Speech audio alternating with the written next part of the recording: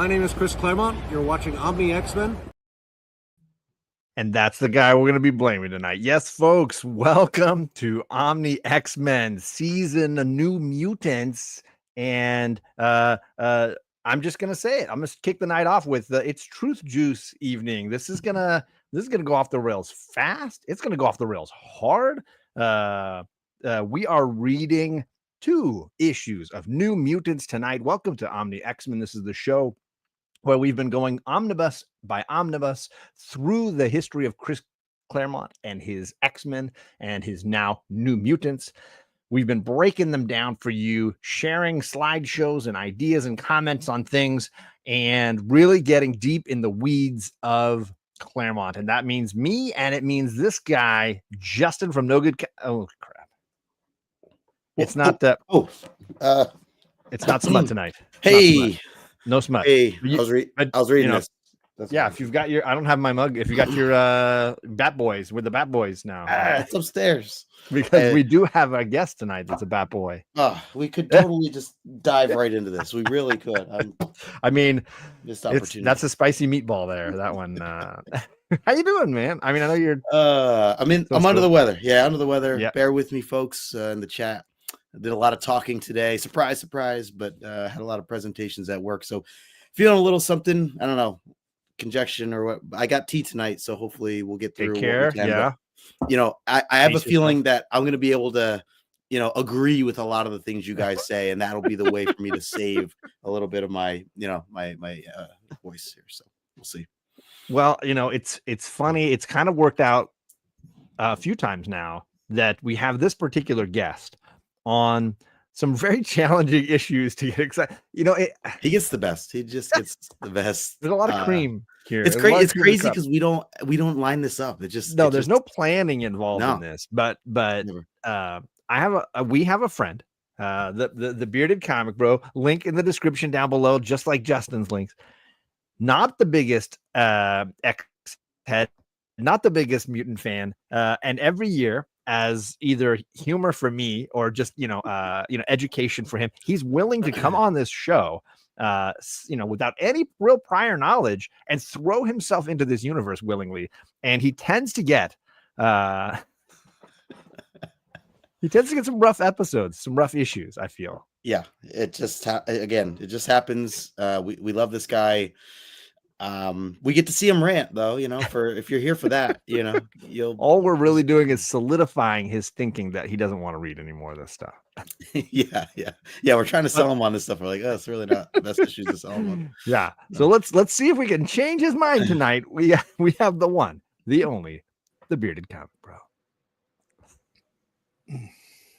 He's got Iron Flame. You're already too deep. I'm only like halfway through that other book. Listen, I'm ready. Mine has little dragons on the side. You guys, ooh, that's pretty. Right? Yeah, thanks for having me, I guess. Holy buckets, y'all. You're a trooper. It's like you guys are like, we don't have pets, and like all my friends like, oh, you should get a dog. And then like one of my coworkers like, hey, you had like a car registration. My dog was in the office and like it ate your car registration. I'm like, you aren't really selling me on this whole dog thing. And you guys it's the same with the X-Men here. You guys are we're failing. Yeah. But here's what I love, Greg, that you're willing to come on here and have a laugh with us idiots and talk about these silly, ridiculous books and poke some holes in the logic of what's going on in these comics. And I really appreciate you for doing it. Yeah, no worries. Like it's Tuesday night. I don't have much else to do, so here we go. But I feel bad because you guys had Chris Claremont introduce the show, and hey, nobody's perfect. And as you've proven every time you've come on here, he's an example of that. Yep. So that's what I'm here for. Anybody that doesn't know Greg, great interviews on his channel. He just had Brian Michael Bendis on a couple weeks back, one of my all-time favorite writers, and had a great discussion with him. The link is down below for his YouTube channel. You got to be subscribed. You got to be over there. And of course, you got to be subscribed to this guy as well, because next week Now we're on a roll every single week, gang, all the way to the end of the season. We're going to go back and forth and get through the rest of this omnibus. So we're over on Justin's channel next when we've got, what do we got? We got Matt from Clemson. We got M. Prest, who's in the chat, joining us next week. And we're only on single issues the rest of the way. So 31, 32, 33, 34, and then the giveaway show. So you guys are like, let's give Greg 2 episode issues. I'll put that on Old Wolf and Justin and me. We just decided, we finished an arc. Let's throw Greg into the beginning of the next arc, like with 2 feet. How do we screw Greg here? Oh, here, this is how we do it. At least they were consistent issues, like 29 and 30, and that there would be nothing that would be way that I'd be confused in between reading 29 and 30. This is a very straightforward story. Right? Yeah, not a lot of like prior knowledge asked. It really is like the worst. You really can just follow. And then literally like they pick up right off of 29 right into 30. Like there's no like there's nothing missing in between. It's real straightforward. Yeah, really, we watch. I mean, I skipped over the editor's notes, but details. I don't even know if the editor. I didn't even realize that was a thing. Let's say hello to the chat. We got Derek in the chat. What's going on, D? Good to see you, my friend. We got Rob Boswell. He says my jovials are showing. Well, just zip up. We got John, Big Daddy Ross. What's going on, John? Good to see you, sir. We got M Press. We got Matt in the comments, and Matt's going to be joining us, like I said, next week over on Justin's channel. So make sure you're subscribed. Ready goes. Yeah, because I'm sure it's going to end this beautiful storyline with the bow. Just put a bow on what's going on here. Ruben Guzman, what is going on, White Tiger? How you doing? Yes, we've got the Bat Boys here, so we could have easily just rolled into Fairy Smut, but we would need you, JP, obviously, to complete the. I mean, can we maybe if this? I mean, it's probably an upgrade. What is up, Bleeker? Good to see you, my friend. He's one of the awesome homies in the community with great auctions, comic giveaways, things going on. I bought a bunch of Spider-Man books from him that I gave away just in my last big giveaway. So a huge shout out to Reverend Bleeker in the chat. Omni X-Men isn't fairy smut. Boo. It isn't. John, you straighten up and fly right tonight. Hello to Justin, John, Greg, Rachel Dinners, Diana Ross, and the chatters. He's telling me, so I don't know if he messaged you guys. He knew his favorite character on the X-Men side, Dazzler, would be in the issue. And he's like, don't you dare take any shots at Dazzler. And I said, don't you dare expect anything less than shots fired tonight. I'm surprised he didn't choose these issues. I don't think he was aware because nobody wants to talk about these books. What is going on? Candace Barbosa in the chat. My friend Candace. Good to see you, my friend. And let's see. John always bragging. He has friends. I got to at least announce them sometimes. It's kind of important. Remind myself. What's up, Adam? He makes stuff up, but he's in our chat. I appreciate you, sir. Jackson Roy Kirk. Good to see you, sir. I know work has been playing a number on you these days, but we appreciate you coming by and hanging with us for a bit. We got Kenneth Bird in the chat. What's going on, Kenneth? Good to see you, my friend. We got the Jedi Knight. More power to you, sir. I hope things are going well in your neck of the woods. Let's see here. Keep going. Keep going. Who do we got? Are we doing okay? Mark the Cuddy Sark. He says, I've got nothing better to do. Equals bearded. Yeah, that's I mean, although Greg's probably like, there's a lot of things that were better than this. A lot of better choices. I mean, he was quoting what I said, but right. But there is NBA playoffs going on right now. That, but no, I'm here for you guys. I'm here. Good point. You can be like Jig's Kingdom. You just have it up playing in the corner, and he's like on a live stream. What's up, Candace? Yes, you are issue 32, so you're coming up as well. Ooh, keep the faith. Did you win anything? I thought she was like, I'm 32, sorry, like 8 years old. Like, this is her birthday. I was like, happy birthday. I think she's issue 32. Yeah, she's issue 32. Noah from Brokeback Comics is 33, and Sove is 34. All right, gang. Ryan dropped a new video today. There you go. No sticky buns. No sticky buns. Okay, gang. Yes, welcome. 10 minutes. Sorry to get through the chat and to make some jokes at the beginning. We're going to get to know Greg here a little bit. I just want to I don't know that it's like trivia for Greg. Have you ever read a New Mutants comic before this day? Just curious. Yeah, maybe. No. Deadpool was that's X Factor, right? No, Deadpool, his first appearance is in a New Mutants book. I think I read it was like the very end of that run. I think I read that one. Okay. Maybe. That's a maybe. I own Okay. a couple New Mutants books because like I picked up like at a flea market like Bill Sienkiewicz covers. I was like, ooh, that's pretty. But I don't know if I've read them. No, I appreciate it. What's I up, don't think so. Conlon's in the chat? What's going on, man? John, it's still finished sooner than on Justin's channel. I mean, shots fired already at the guy. So have you seen the New Mutants movie? No. I don't think any of us have. I don't think Okay. Justin, none of us. Nobody has. Nobody wants to see this movie. My knowledge of New Mutants is very slim. As in, I did not know any character in this book or books. I mean, it's fair. That's fair. I'm trying to think. Yeah, none of the Xavier. Although Magneto Sorry, shows Magneto up. showed up at the end, and he had You got something like Magneto. some 1980s like haircut, Yep. like he was in a weird music band. But There sure. you go. What is up, Fable? What's going on, my friend? Station to you, homie. Hope things are going well in your neck of the woods. Okay. Bill Sienkiewicz. Have you ever read any comics where he did interior artwork before this? Yes. Now you're putting me on the spot here. I don't need you to name which ones. I'm just curious if you're like familiar. Yes, I know his artwork. Work. So like I was always looking for. I'm pretty sure he did a Batman run. Yes, he's done a few Batman. Okay, then yeah, I know. I don't know if they've been like more mini series as opposed to like being in the Batman or so like I'm familiar with proper. Sienkiewicz's artwork, the kind of, and like that's like some of the covers I like it's unique and I think that's special and like so yes, I'm definitely aware of that. Okay. All right. Well, there at least we've got a grounded like background for Greg entering this universe. Now, last question. Did you read any of the issues before this one, or did you just, I mean, as far as I know, you just going blind. You're like, absolutely not. 29, hook me. No, nice. I went, I picked up the one that had BoJack Horseman on the cover. Yep. Good, dressed up like Ivan Drago, fighting Peter Pan's shadow. So, yep, that's accurate. That's where I started, and I wish I could have said that's where I ended, but you guys gave me another issue. Yeah, we gave you two. All right, well then let's dive right in. As a reminder, though, gang, stick around to the end. We do trivia questions about last week's show or a couple weeks ago show over on Justin's channel when we read issue 28 with Tony Oldwolf. We're going to ask some trivia questions. You can get entered to win the big prizes when it comes to June 17th, gang. Like basically 1 month away.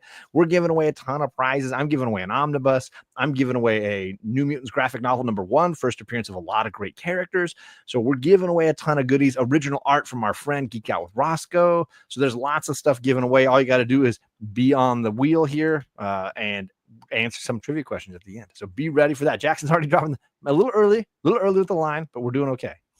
So let's kick it off. We got 2 issues tonight, like we've been saying, issues 29 and 30. This is July and August from 1985. Hey, I wasn't born yet. And tragically, in the middle of the Secret Wars Volume 2 grotesquerie. So we've got some wonderful superhero tie-in kind of garbage going on here. Let's talk covers though first, gents. Justin, you got 2 new Sienkiewicz covers. Kind of bold, kind of wild stuff going on here. What were your thoughts on these 2 pieces of artwork? Yeah, I feel like I'm Silent Bob tonight with all the nodding I'm doing. I am not crazy about issue 29's cover. I don't like. Well, I mean, I'm very, who is this guy? Like all these things. Yeah. BoJack Horseman. Didn't that's like Greg told you? Yeah. BoJack. Sunspot. It just, I mean, he looks broken. I guess that's part of the point of it, I guess. But I don't know, I'm not crazy about it. I don't mind 30 though. I like. I don't know if it's with the lighting or we get more of Bill's style here and just like the rough sketching of the angles of everything. The heroes doing what they're doing. I like the lighting part of it, so it stands out of the 2, but it's still not like a favorite by any means. So, sure. These are not home runs by any means. And that's Matt's picking issue 30 as his favorite of the 2. Ryan saying I don't like either one. Yeah. Greg, where you at? You coming in Bill Sienkiewicz blind here as far as New Mutants covers, although you say you have a couple maybe that you snagged over the years. What are your thoughts on these 2? These 2, they're not up to the level that I know Sienkiewicz to be, because the one I know I picked up one, it was 21, and it's Oh, like sure. that iconic cover. Like, so I remember that one, and I think that was him. I mean, did neither one do anything for me because I don't know the characters. Sure. 29, I think like I bashed it for like Peter Pan Shadow, and I just think it's fun for that. So, the other one, like, I'm gonna go with 29 just because there's no love being shown to it right now, and he definitely is rocking the Ivan Drago shorts. So He is. Yeah, but clearly and he's Rocky has not been breaking exercising. the shadow. So there you go. Look, I'm gonna break Right. you. That'll break you. Yep. He Jackson dies. Crick says these look even worse than his floppies. There you go. Yeah, I'm with you guys. Like, not great stylistically or not really dynamic covers. They're kind of just odd. I don't know that I love the color work on 30. It's a little too much yellow. Even the like little Secret Wars thing in the corner is also yellow. It's a bit intense. Even the corner box art you decided to use yellow in the background, so it's a little much, and you can't really get a sense of any of the characters. So I look at that cover, I don't recognize anybody right away because Dazzler doesn't look like Dazzler. I can kind of tell that's Sam Guthrie's head, but that's about it. The rest of the cover is a mystery to me. And then, like Justin's saying, I don't know this Minotaur guy. It definitely looks like Sunspot, but it's hard to tell kind of what's happening to him. So again, way too off track for kind of what we want from these kind of books, and what we've gotten from Sienkiewicz up to this point has been far superior to these guys. So yep. I am noticing though, like where it looks like he's broken, it's the hoof is breaking through the glass. That looks kind of cool though. Now that I'm looking at it again, he's raised that foot in the air. He's hitting at him. No wonder I didn't know Dazzler was in this. I missed the opportunity to have her on the cover. Yeah, so she's right there blasting that light out, but it doesn't look like her. Like, you wouldn't know that was her. It's hard to tell it's her. Yeah. You know? So yeah, not you think Dazzler, you want to put her on the cover, like blow that up, but whatever. Womp womp. Well, let's get into a story that clearly we're glad to have Greg here because it's the kickoff of a new storyline. So we're gonna get. I'm happy because it's gonna make so much sense to me. Yeah, it's gonna make so much sense. There's an easy onboarding kind of process here for you. No, that's not true at all. Instead, we jump into the middle of an airport in Westchester. Snow is coming down. It's I love this panel. Really beautiful, lovely. And then all of a sudden, two people in bathing suits come crashing through the airport. I don't know what's going on. It's all just kind of craziness happening. They try the best they can in the little boxes to explain who these characters are. And that's some of the better written bits because it's clear to understand. You can kind of follow it. But the chaos of knowing, like, what are they doing? Why are they here? How is this going on? Justin, when you opened this up and you were like, WTF, man, what the heck's going on? Yeah, very confused. I do like the artwork style. I like the artwork in both separately, and like, yeah, it's just two different stories. And I was very thrown off by the splash page. It is cool that it's a spread page, I should say, of the one on the far end there. But yeah, very out of context. I mean, it's partially on purpose to do that. I was very thrown off by this.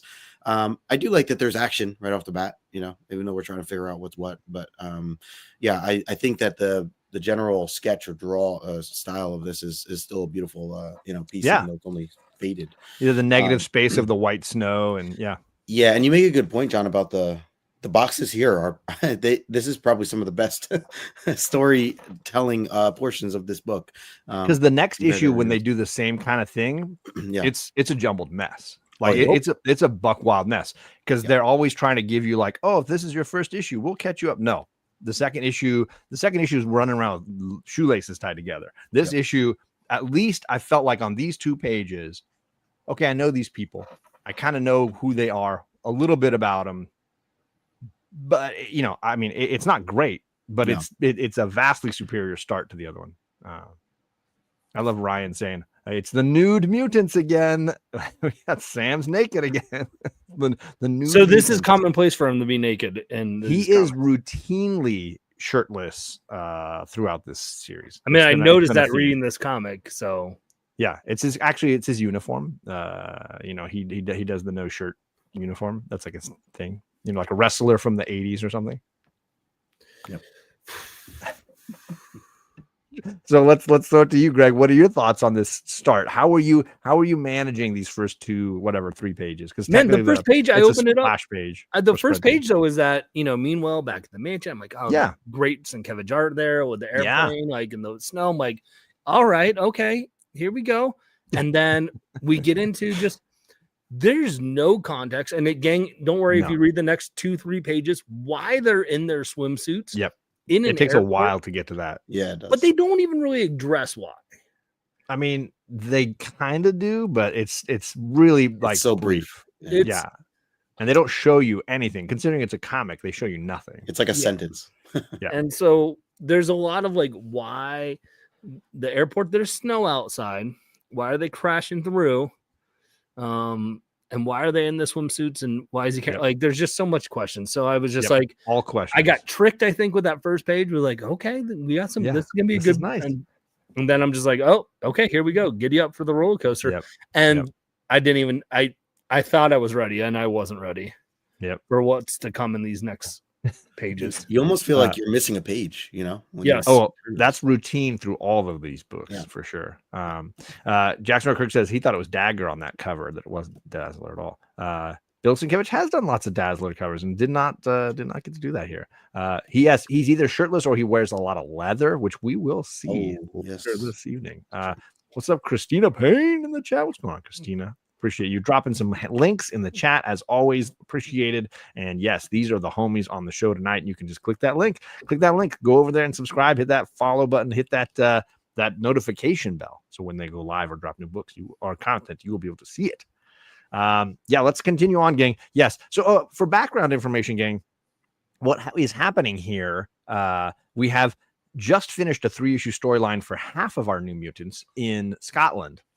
This is the storyline regarding the other half of the team still in New York, and although not for long. And so what we have are kind of like the team is split. Some people were asking last week, like, hey, or last time, where's Sam in all of this? What are these characters up to?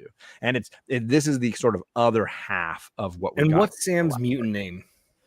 Cannonball.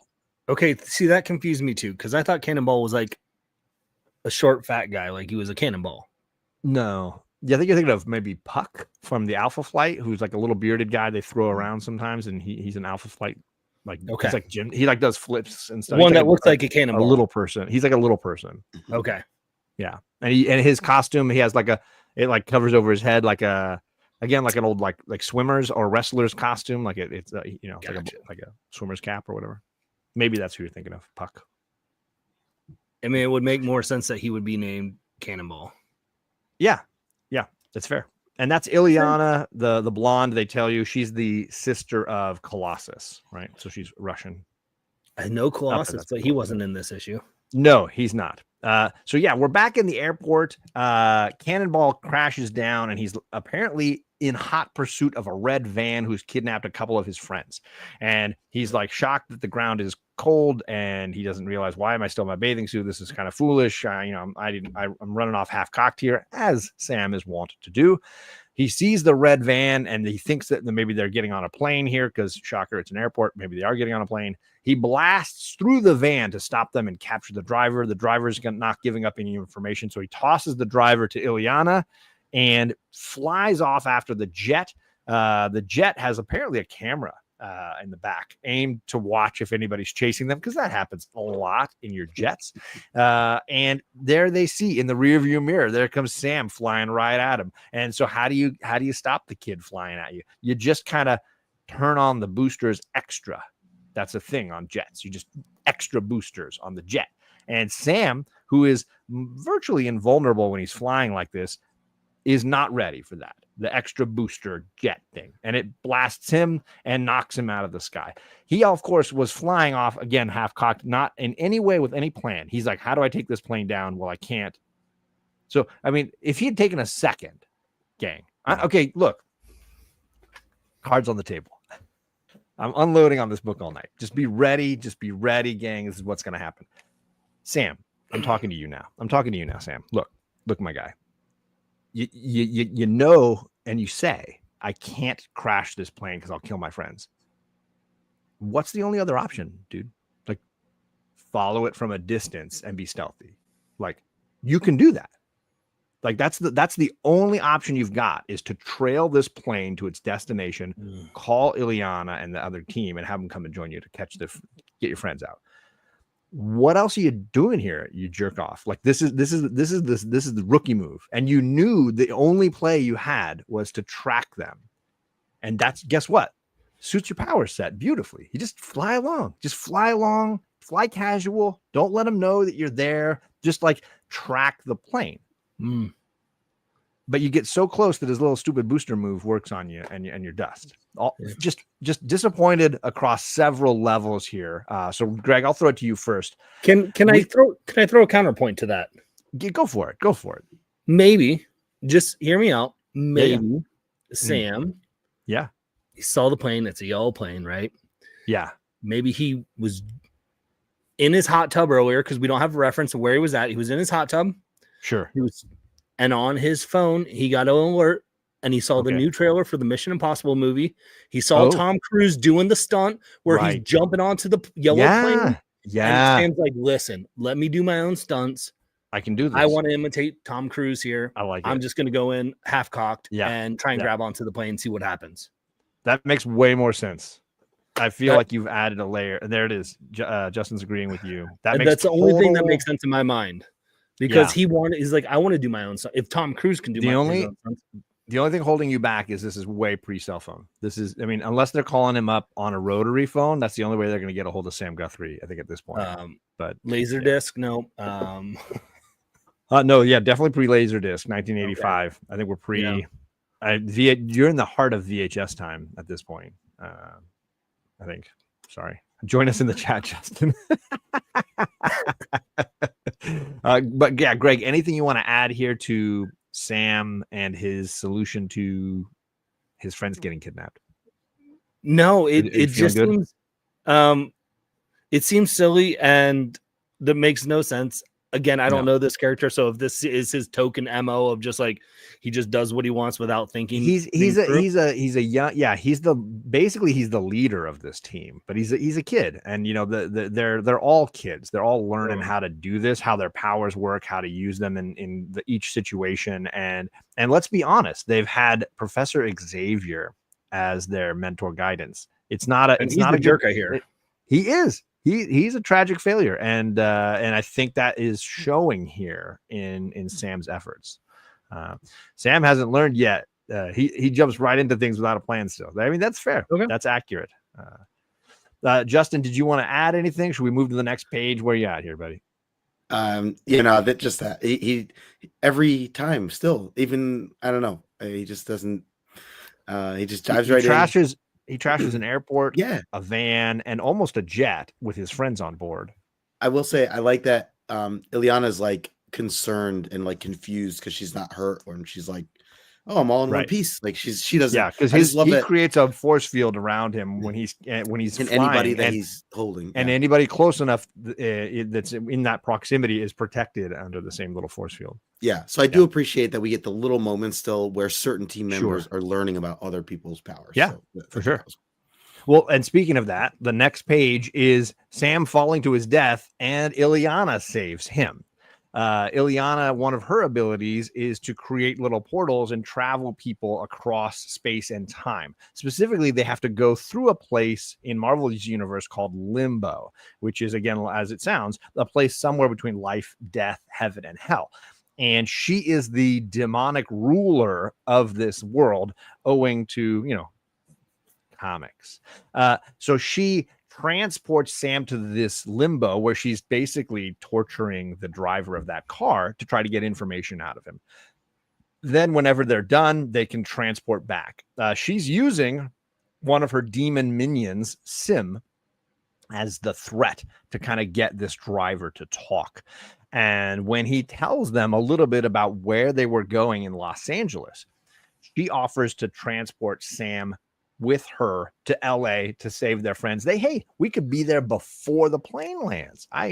They're still flying. We'll go right now. The problem is, yet again, these are not old mutants. These are new mutants, and her abilities not necessarily up to par. In this case, when she lands in LA, it's a week later. It's been a whole week since the plane took off, and Sam's like, dude, we're both screw ups. We got to get someplace where we can get assistance.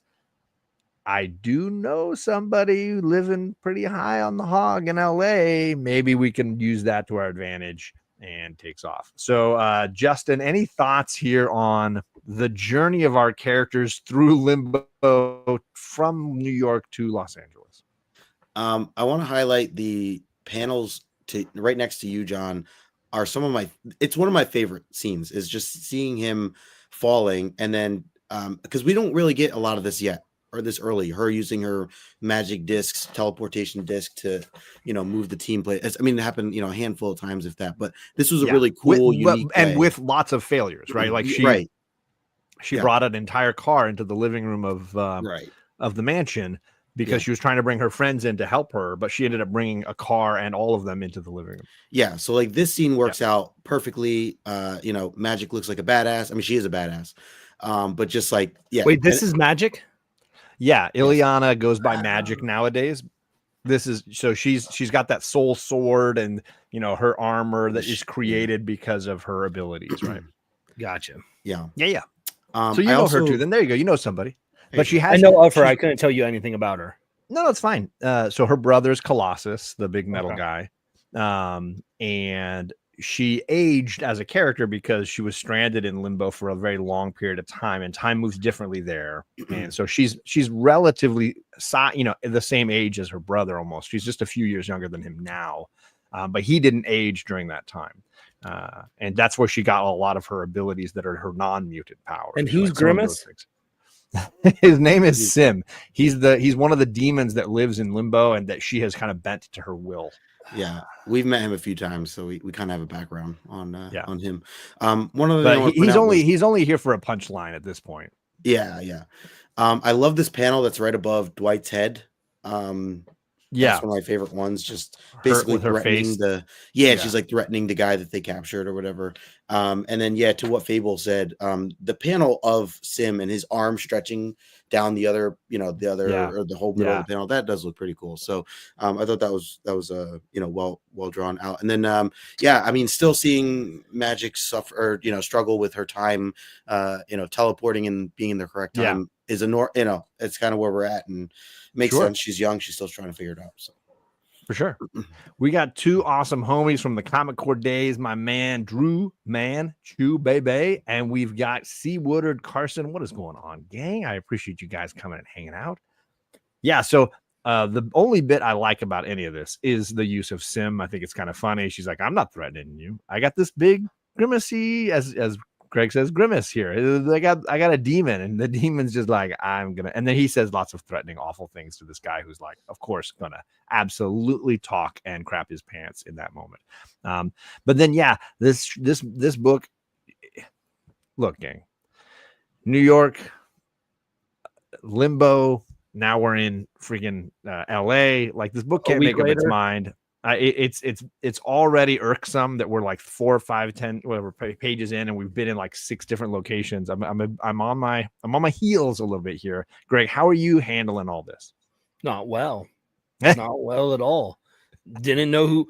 I at first thought, because she has like a purple tint to her in that panel by Sim, like, because she's normal color looking, and then she's getting mad, and then above the Dwight's head she's purple as well.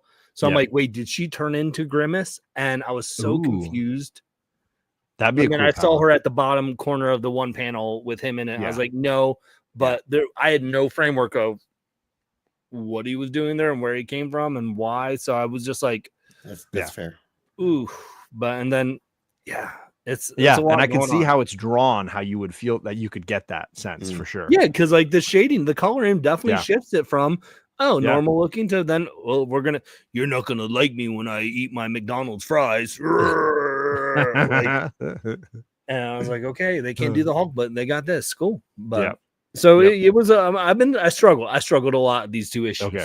That's gonna be that's an ongoing theme. I mean, you're not alone. And there's actually some really big art fails that we'll get into as we go along, because it's perfect. It's subpar even for your average Marvel comic book. I think we expect more from Bill Sienkiewicz, but some of the abstract stuff can be really interesting. But you got to be able to follow the story, and I don't think that happens as well here. The Blurred Library is in the chat. What's going on, sir? I hope your Tuesday night is going well. So let's continue. Now that we're in LA, we go knocking on the door of Lila Cheney. And Lila Cheney has been this big rock star music celebrity that Sam Guthrie has been sliding into the DMs of. He's been spending some time. But Sam is this young teen, unsure of himself. She is this big star, kind of liar, egotist, cheat. And one of her favorite things to do, and I'll get rid of my logo, I realized there. Let me get rid of that. Is to change Sam's clothes and really redress Sam. So what we get here is Sam knocks on the door. The bodyguard, by the way, first appearance of Guido with the incredible superhero name of Strong Guy later in comics. Guido is this is his first appearance. He is her bodyguard. Doesn't want to let Sam in until he admits who he is, and then of course lets him right in, and Lila is there. Then we get the completely unnecessary use of Lila's powers.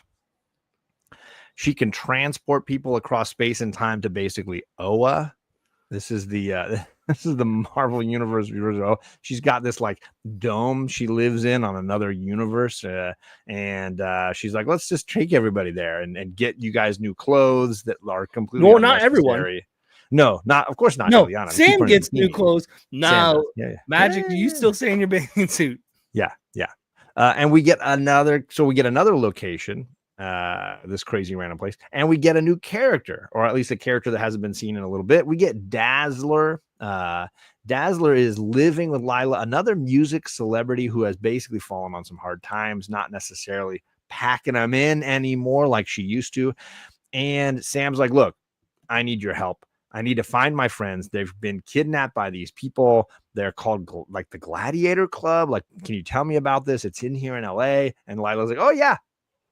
Like they've been invited me lots of times. And then of course, Dazzler becomes useful. She's like, I kind of used to live there a little bit. Conveniently, I kind of know this is a really bad deal and we got to rescue your friends. Is basically how this all kind of plays out. So a ton of sloppy exposition, a ton of unnecessary use of power and moving us to yet more places. This is a very choppy 3 pages. For me, reading this, I was just like, come on, man. She's always useful. I mean, sure. Yes, this is the first appearance of Strong Guy. Strong Guy. Yes, creatively named. So I think it's Greg's turn to go first, if I'm not mistaken. Greg, how you doing, buddy? How you doing? Struggling. I didn't know what jacked up Alfred here was doing. Yep. And so who is Lila? What's her mutant name? I think it's just Lila Cheney. I don't know if she's ever had a mutant name. Yeah, I don't think so. She's like a celebrity mutant. So she doesn't have a mutant name? I don't think so. Are there actually many mutants that don't have a mutant name? Not that many. No, not that many. Okay, so that also I spent a lot of time trying to think like, well, who is she? I had to have heard her name at some point, so that was sure. I get it. Right. We had the. Professor X doesn't really have one, right? I mean, Professor. Yeah, I guess not. It's really not, but no, I agree. It's a limited sub corner of the Marvel universe. We moved again, and then I got hung up. I felt bad for like. My dude Sam gets new threads, and she's cowering, huddled up in the fetal position in her swimsuit. Like why can't come on? Like I know you got some clothes up in your special compound. It was just a little problematic for me, and size wise, all 3 of these ladies look like they'd fit in the same clothes. It feels like they would have something. And it doesn't even matter. Like she gives and why would she have clothes for Sam? And Sam's like gigantic hoodie hat. Like she's always dressing Sam. That's the reality. She's always dressing Sam because, as we mentioned earlier, he's often without a shirt. So it kind of, I can understand that somebody took the shirt off his back. All right. Lots of great comments going on in the chat here. I did not say hello to Sheena. What is up, Sheena, the geek in the chat? Appreciate you, friend. Yes, there's a ton of backstory going on here that we did not read and care to read. Yes, the Marvel graphic novel Dazzler, the movie, followed by the Beauty and the Beast 4-issue miniseries with Beast and Dazzler.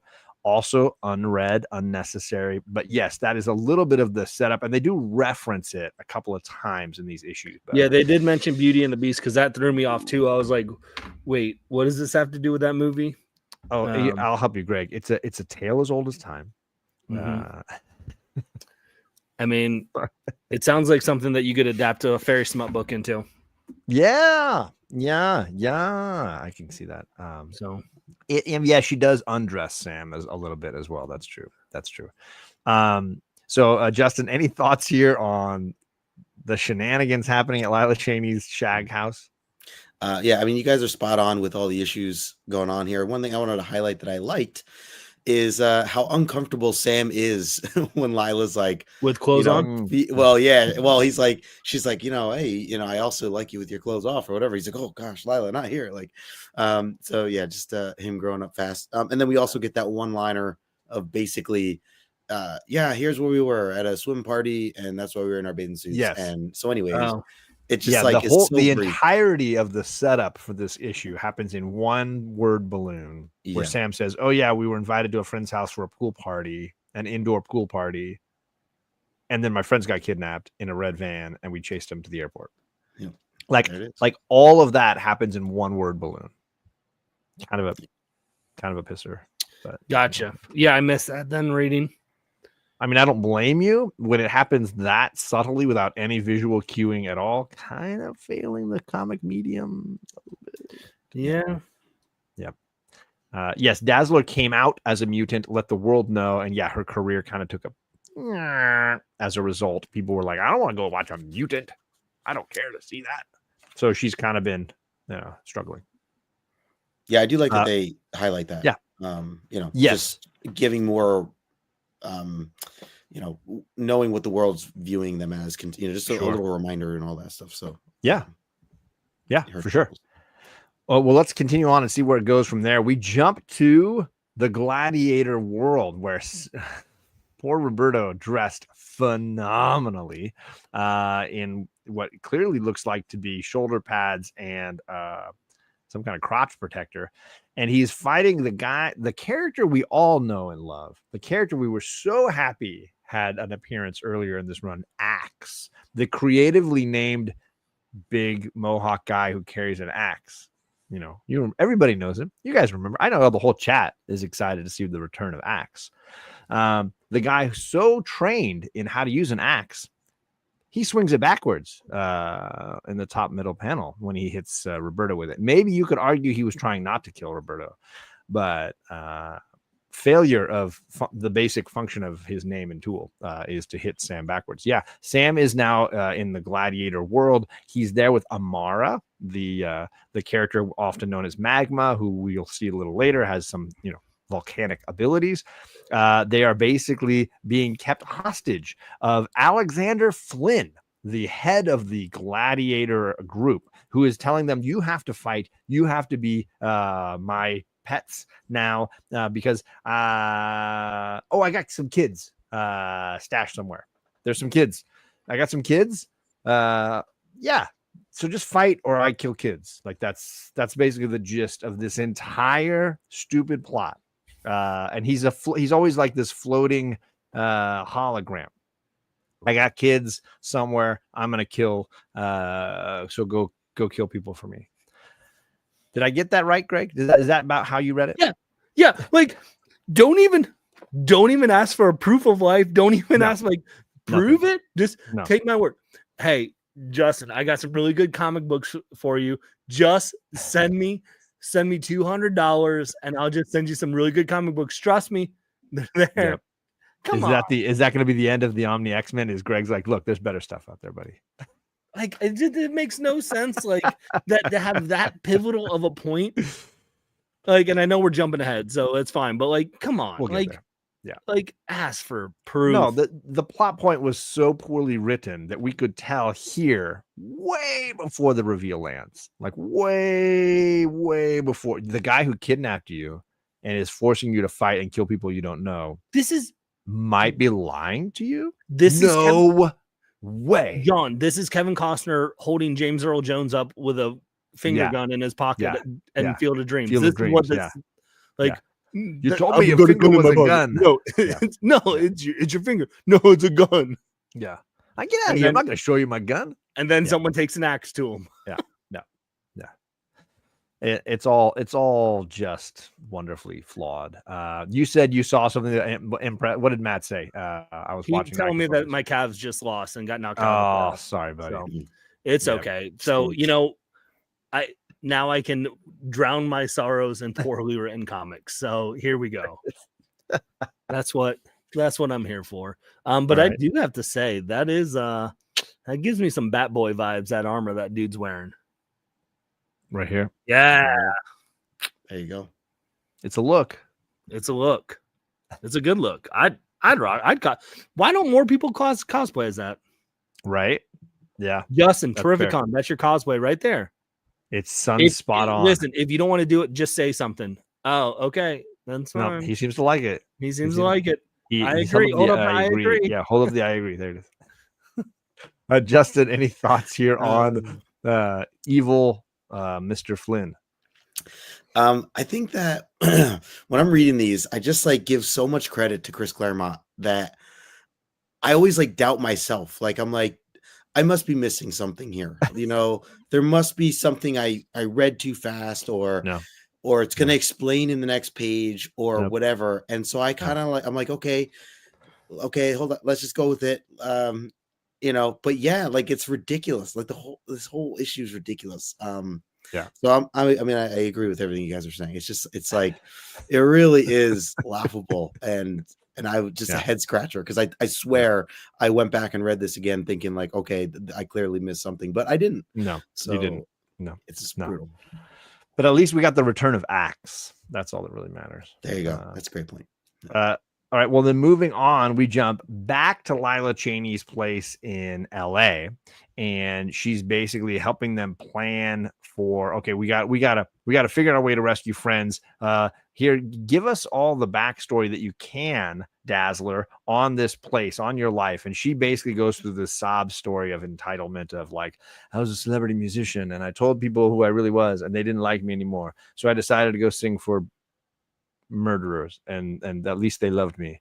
That's the Dazzler backstory that we get here. Greg, I'm sorry, I'm a Magic Lasser. You can correct me if I'm wrong. That was basically my takeaway.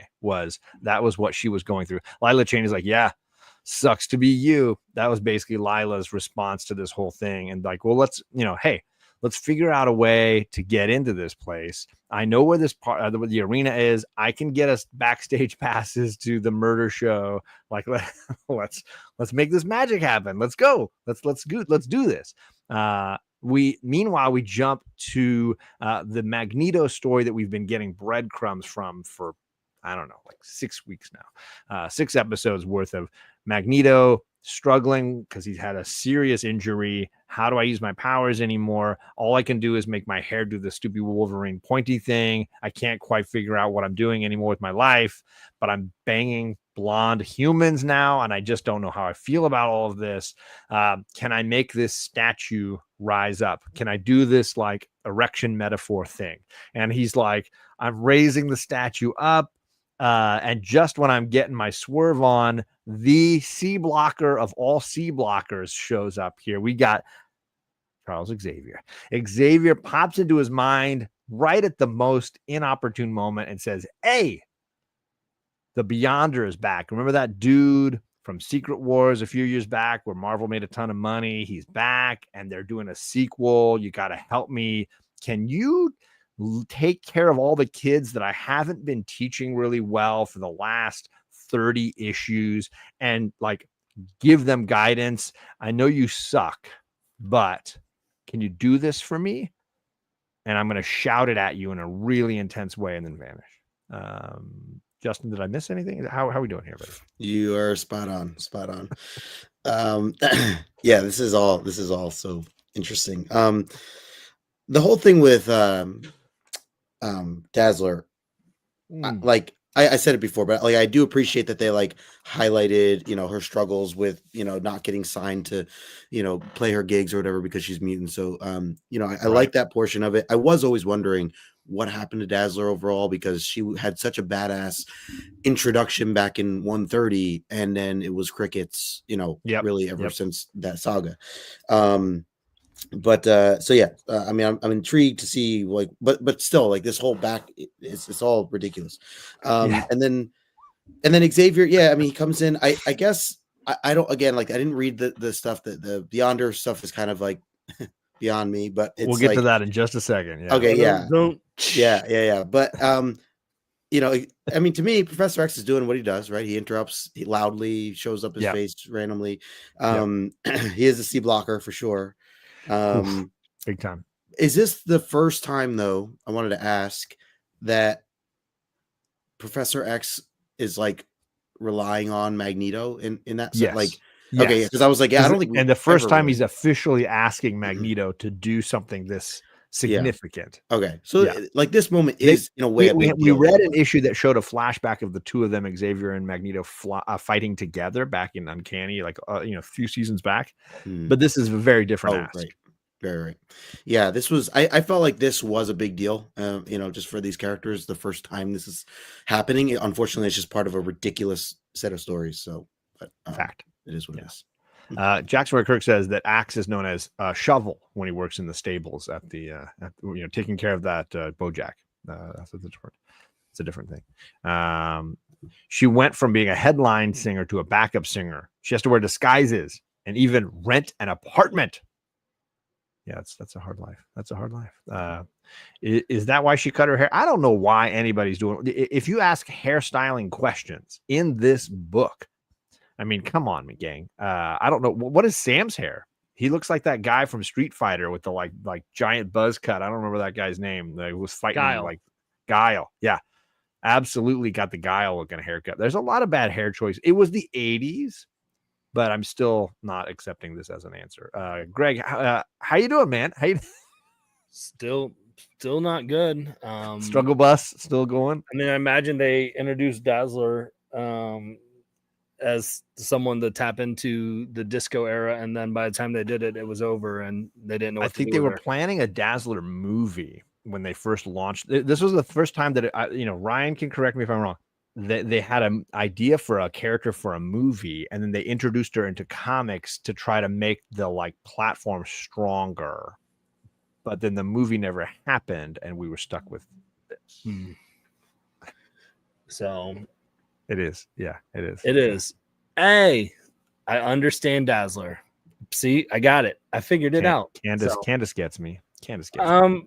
You know, Magneto, I don't know what he's doing there. He just showed up out of nowhere. Yep. Like, what's he wearing?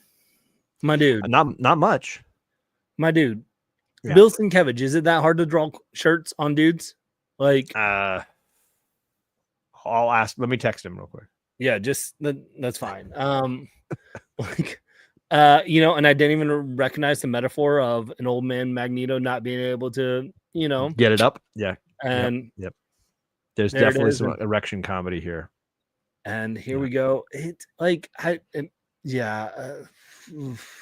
then freaking Xavier comes out like freaking Lord Zordon. Just when he gets it up, Xavier. Yeah, he's like Zordon here from Power Rangers. Like, listen, Power Rangers, Angel City needs your help. Angel Grove, come. So it's a struggle bus. This was not a solid issue. Yeah, it's not. It's not. But let's keep going anyways. We jump. Let's talk about hair. Yeah, we jump back to Los Angeles. Lila is taking the gang to the Gladiator after party place. Sure. Everybody has to wear costumes except Sam, who just puts on this weird tie and suspenders combo. Ileana does like a whole Cyndi Lauper thing. Dazzler dresses like she's the Sultan in Aladdin. It's a lot of questionable costuming that's going on here. Lila is being herself, and these are her guests. They show up, and the bouncer, who looks, I mean, I don't know, like I escaped from LA, escaped from New York. You pick your one. Like this guy looks like he's a reject from that. He says nobody can get in. Ileana gives him the I'm a demon sorceress stare down, and he's like, okay, I'll let you in, and we'll let everybody know that Dazzler is back. She's going to perform, maybe one night only. I don't know. The head of the estate, Mr. I already forgot this jerk's name. Flynn. The guy Flynn Rider. Flynn. Yeah, Flynn Rider.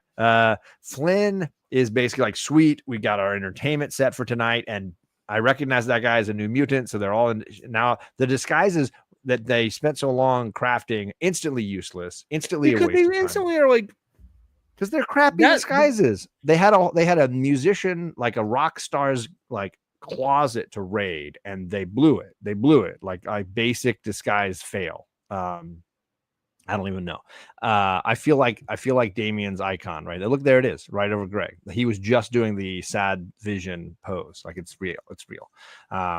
Dazzler is wearing the Sultan costume, and it's Ileana. And again, you probably have to read it 3-4 times to really get that that's who's dressed as which person. But forget all that, gang. So then it worked, then, John. So the costume did work for us. It just didn't work for the bouncer, who instantly was just like, "Oh, Dazzler's here."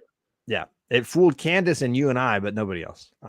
So they go in, and the arena is full, and there's a fight already happening. There's, I think it's a woman with a flat top, with a sword and sunglasses, and she's fighting a giant snake. It's not going well, gang. It stirs big emotions in Dazzler, and she's like, forget it. I'm done wearing this disguise that I wore for a page and a half. I'm done pretending. It was been too hard to be a sultan all this time.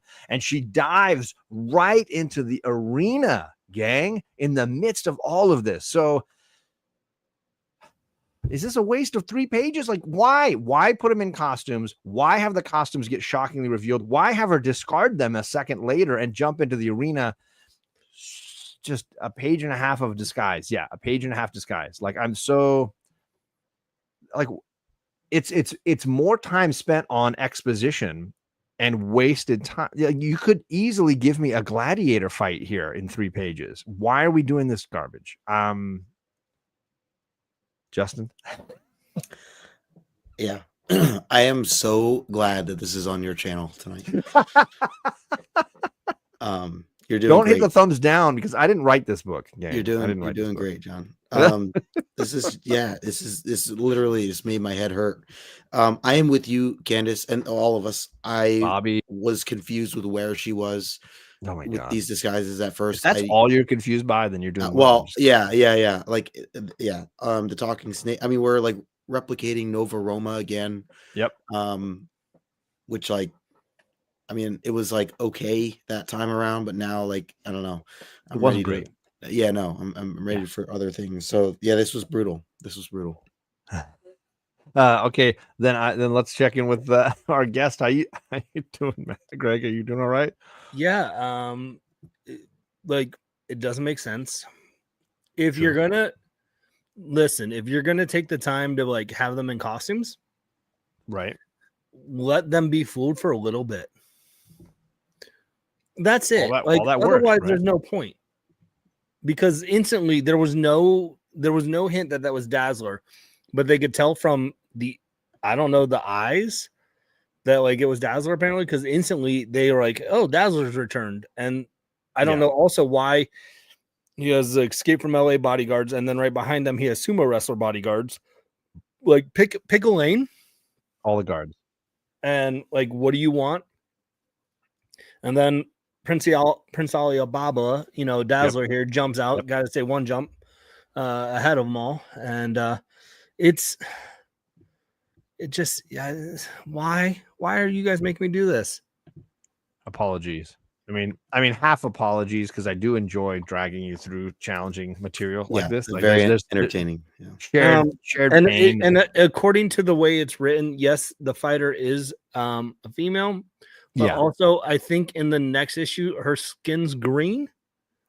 Let's not get ahead of ourselves. I'm just saying. So, but like, I don't know.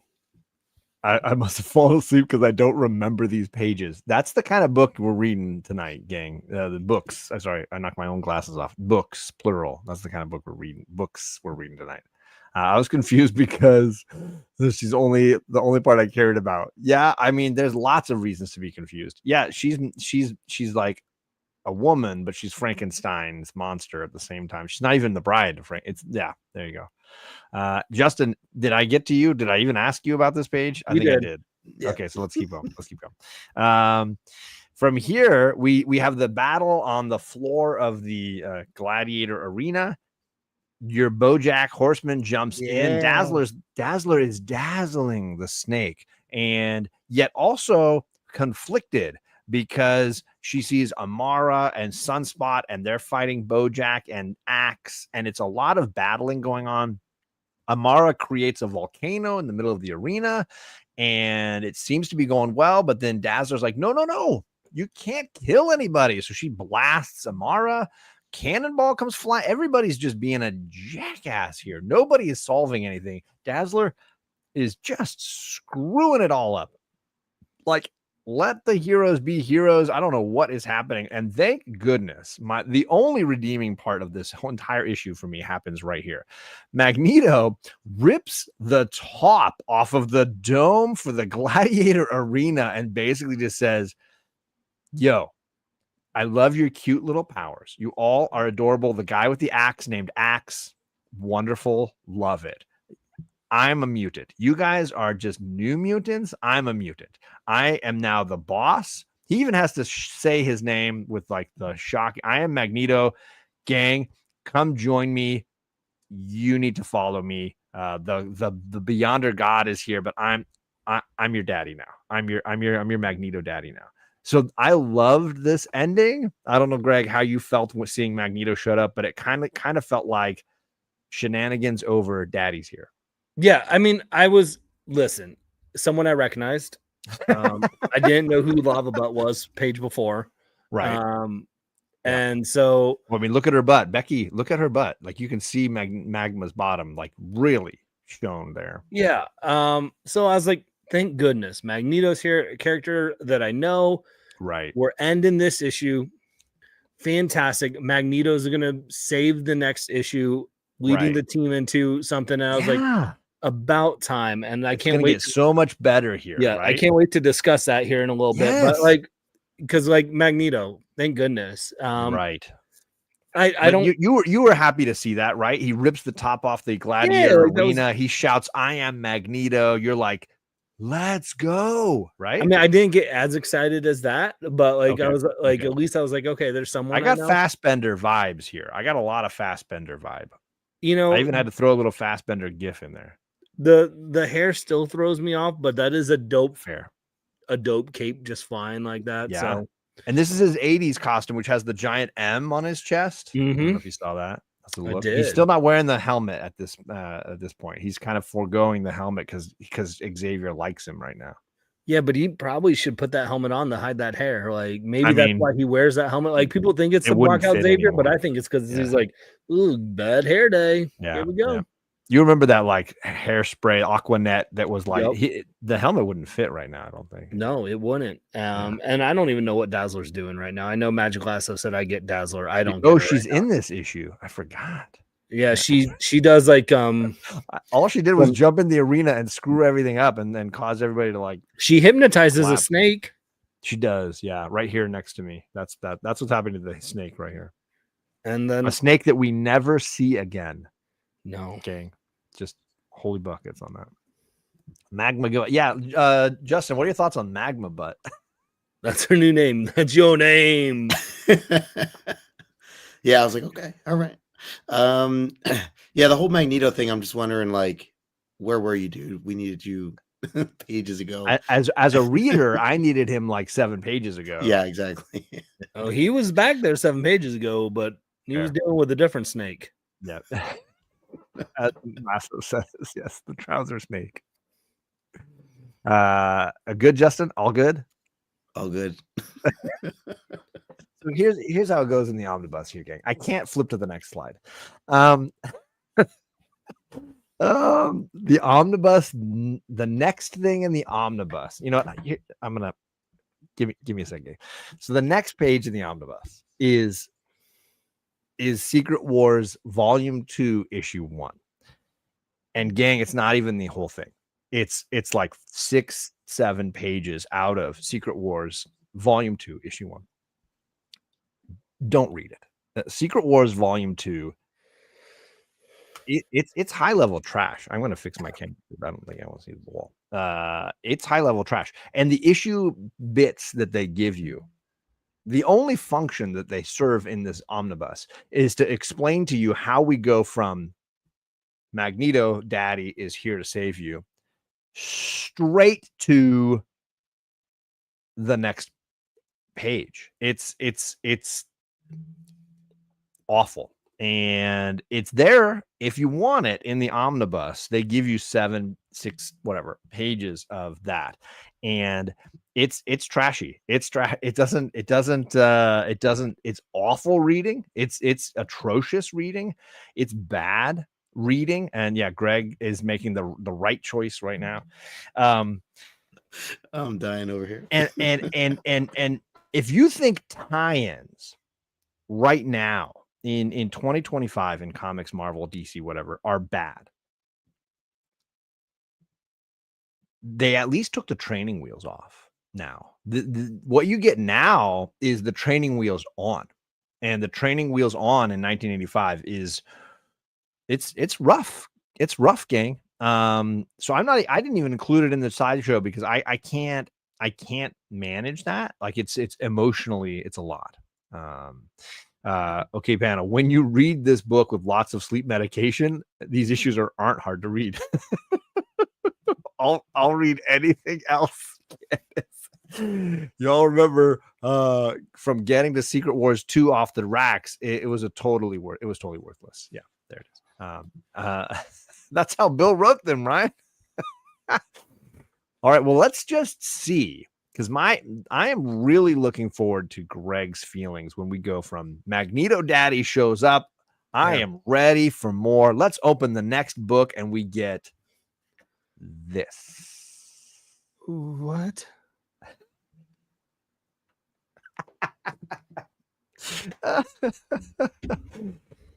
We are in limbo. We've got Ileana in a very different looking outfit. That's costume. Ileana? That is Ileana with the I don't know, Hamilton pose there in the center of the page. And then we've got 4 people next to her. Why is Sam wearing clothes? Only 2 of them were in the last book. Only 2 of those 4 people were even in the last issue we just finished reading. And they're in different costumes now. So, I mean, I don't know how to help with this. What you got there is Cannonball and Dazzler. Apparently, Dazzler now has an official X-Men uniform, or at least a New Mutants uniform. I don't know where that happened. I don't know where that came from. I don't know what Taylor found her, because it wasn't in the Secret Wars book I read. Didn't happen in there. And it also was not in the Secret Wars book I did not read. So smart. And we've added 2 characters from Uncanny X-Men now. We've added Kitty Pryde in a blue costume of some sort. Which one? Blue. In blue is Kitty Pryde. That's not my Kitty Pryde.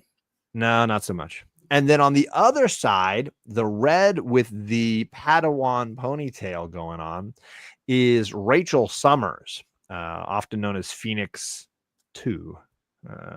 Another one of the Summers clan. Apparently, all now here in limbo together. So is she Cyclops' wife? No, technically daughter from the future. Okay, I'm with you. This all makes sense. Are you? I'm impressed. Yep. This makes sense. So here's what happened in the off-panel pages that you're missing from Secret Wars. If you chose wisely to skip that portion, firstly, good call. Secondly, the team joined Magneto and dealt with the Beyonder. this almighty being from the Secret Wars stories. Who gives a fuck? When Ilyana Magic in the demon S&M costume there tries to fight him, he taps her. He just touches her. And what he does is basically unleash the demonic sorceress inside of her. And when he does that, she basically teleports the people near to her to limbo and is in a chaotic state. And that's where this issue kicks off, is the characters ran off with Magneto to fight the Beyonder, and they freaking left Roberto and Amara back there fighting in the gladiator arena. They left their friends to go with Magneto and fight. And Roberto didn't go with them. Magneto's right there. Daddy is right there. And Roberto and Amara say, no, there's kids held hostage here. We got to stay. The gladiator guy says he's got kids held hostage, and we got to stay. And our heroes, the New Mutants, say, good luck with that fight in the arena. I wish you all the best. I'm going with Magneto, Daddy. And now this is where they ended up. That is the best summary I can give you of those really awful books. Beyond boring is a great way to describe him. I don't think that's harsh. I think that's pretty light. I think it's pretty light. So yeah, we are. I haven't even gotten to talking about these 3 pages yet. I'm gonna quickly summarize these, and then I'm gonna let you guys get into it. Ilyana has no control. She's demonic now. The team is like, oh, she's throwing rocks at us. We got to fight the rocks and not her. And then we're dealing with stuff. And then they use Rachel's psychic abilities to try to get through to her, but she's way too powerful. In the end, it's Kitty Pryde who jumps and takes the soul sword away from her and hits her with it to try to break her from the spell. Just when I thought these stories couldn't get more convoluted and absolutely in their own rear end, Greg, tell me how you feel about the singer and her song. Claremont was like, hold my beer, John. Just let me know. Let me I turned to the next page. You did? You just were like, move the slideshow along. Yeah, well, no, like I meant I turned to the next issue because I read it on my reader. Sure. And you're like, sweet, Magneto, let's go. I had a feeling I could find this at a flea market near my house. I was like, ooh, that'd be cool to have the physical issues. And I read the first issue of the night. I'm like, no, I'm okay. And I'm not regretting that decision at all. You shouldn't be. I was confused. I didn't know where Magneto went. I didn't know where we went. I didn't know what was going on. I was like, for someone who just read the previous issue, I should have a little bit more context. Yep. Didn't know who these 2 new characters were.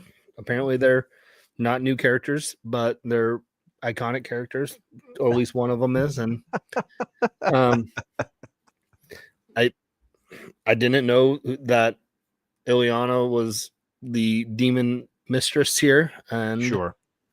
It was a lot. There's a lot to take in. There's a lot to take in, and I didn't know how to do that. And I'm just like, hey, I love you for just trying, man. I love you for just being like, let's just try this and see what happens. Well, I in my defense, I committed to this before you told me what I was reading and what I knew I was reading.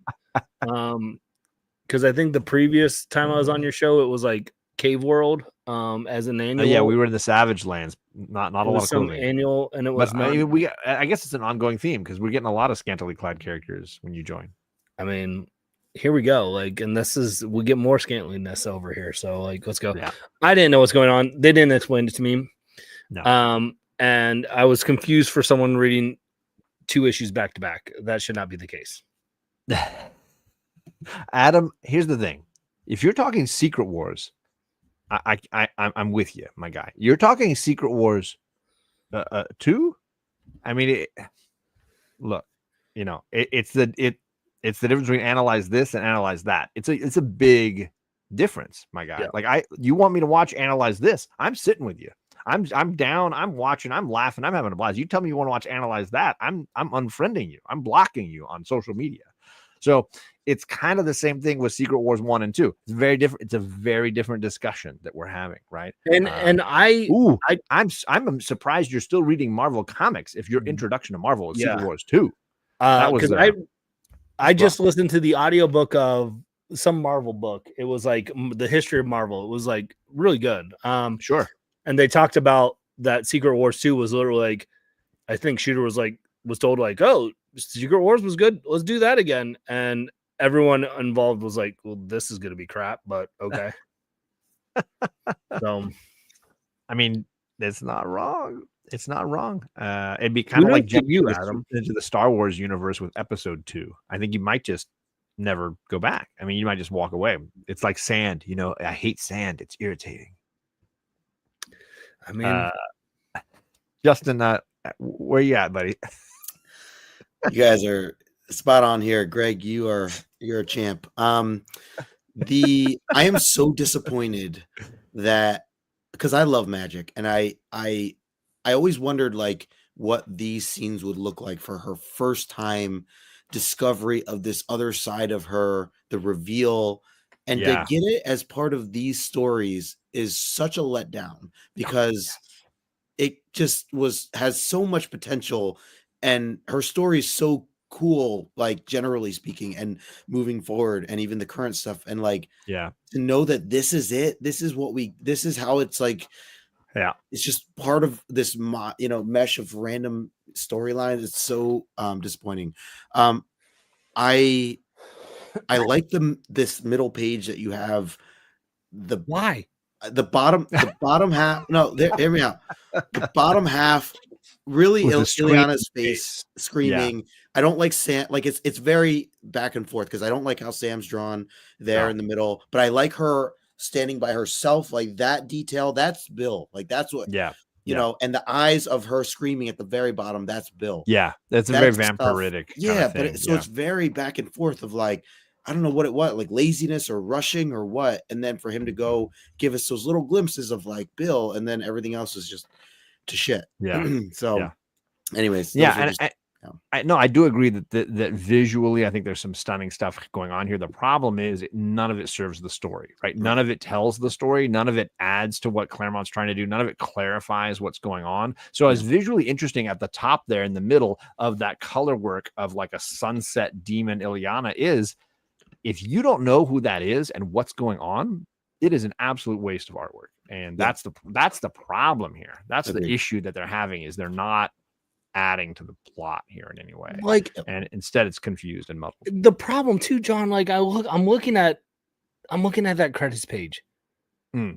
Stanley had nothing to do with this. I get it, his name's on, but Chris Claremont, Bill Sienkiewicz, and you got Ann Nesenti editor, like and Jim Shooter, like you all should be able to put together, fix some things, something a little bit better.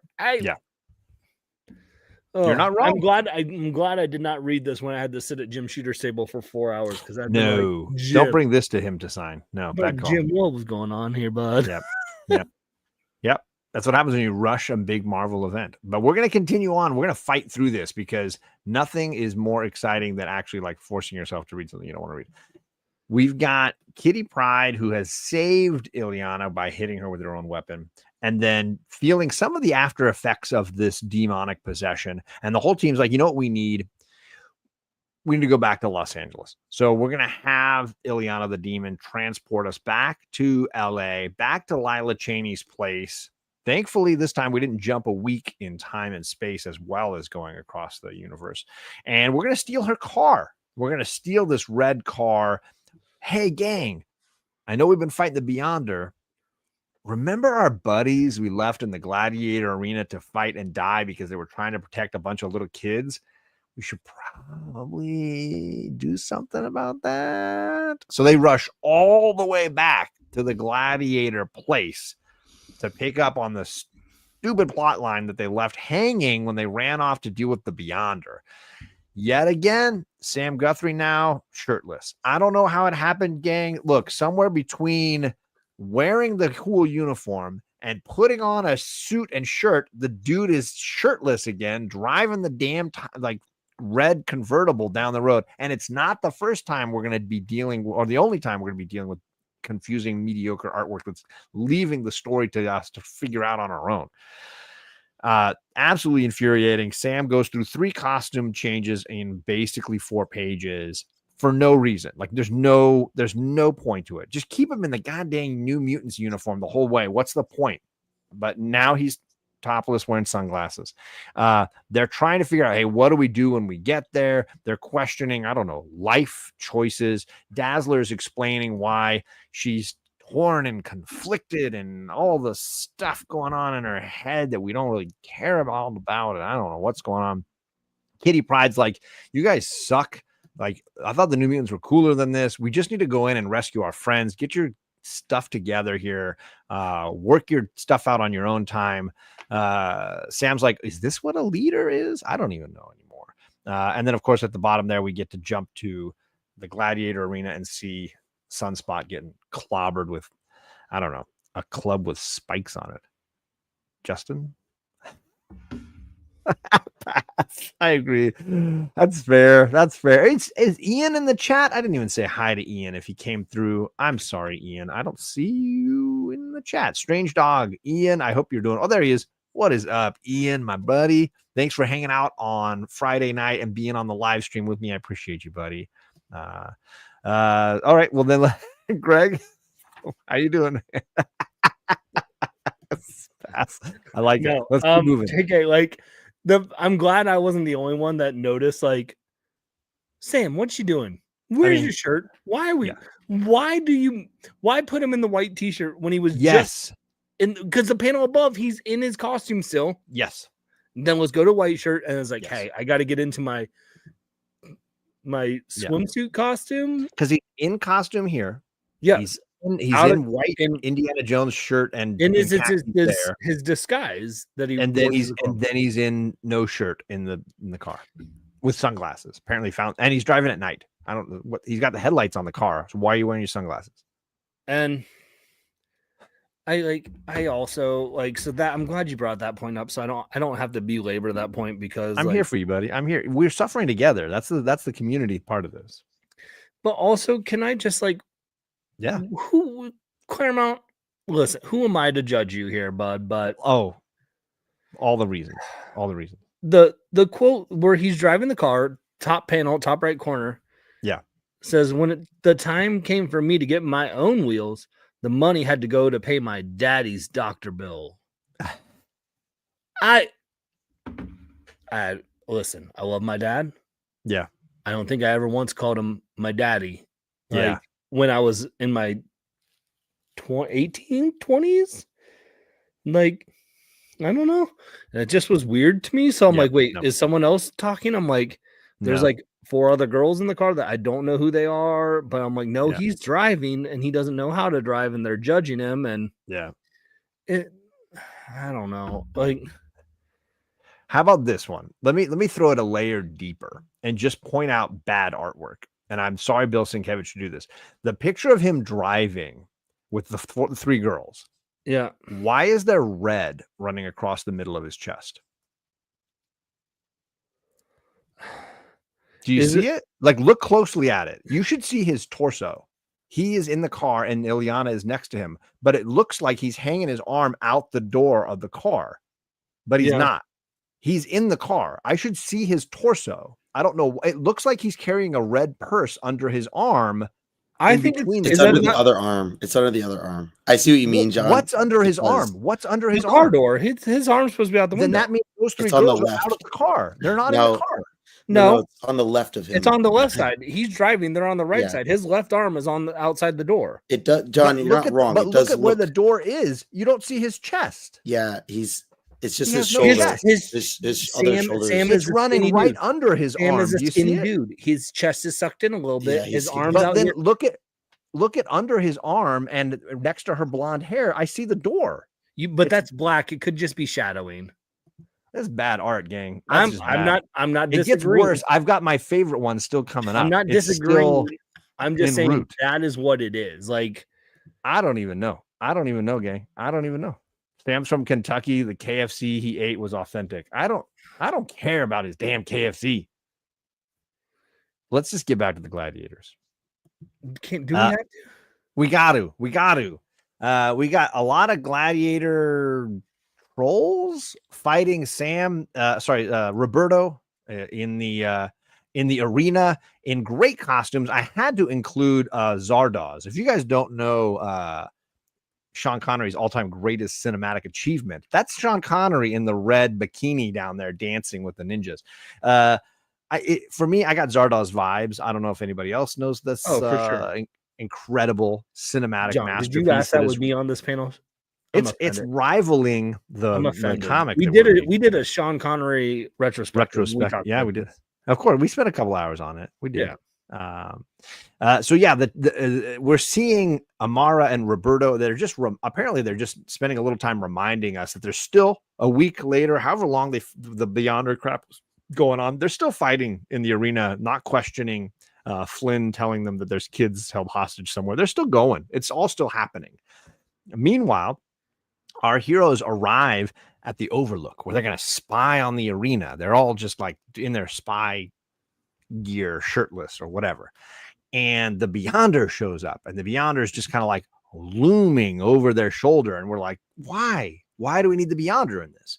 And it's impacting Rachel's psychic abilities, her ability to communicate and connect, using her mind. The Beyonder is impacting her, and it's all kind of like causing shenanigans. Meanwhile, it seems like Dazzler's like, I got to go in and do reconnaissance. And so she is sneaking in, and she finds, Franken Lady, who's now green. Apparently for some reason she's green.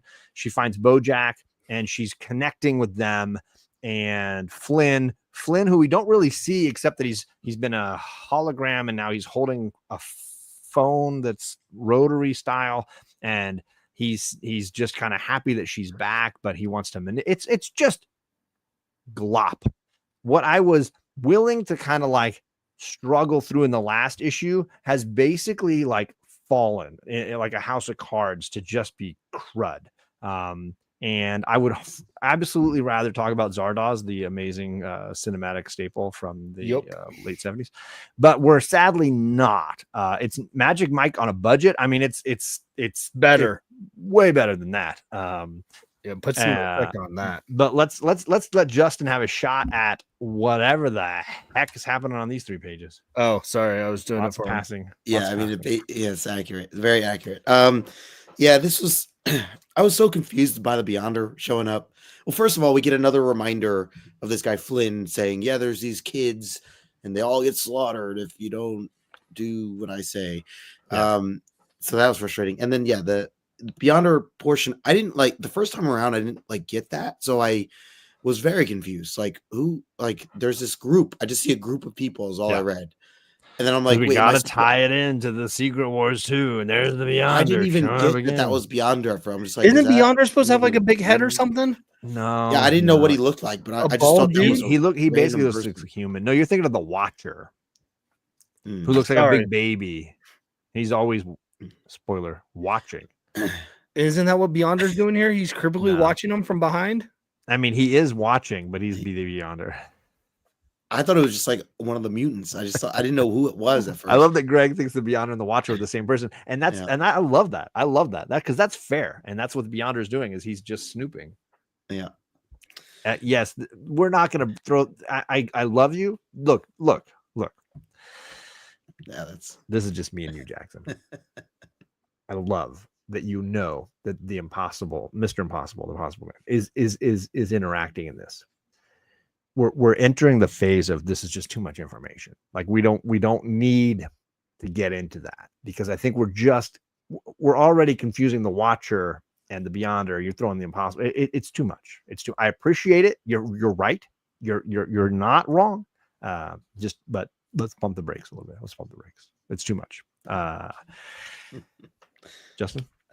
The other thing was I didn't understand. So basically, Dazzler wants to she's like bummed that she heard what Lila said about her being a junkie and all this stuff.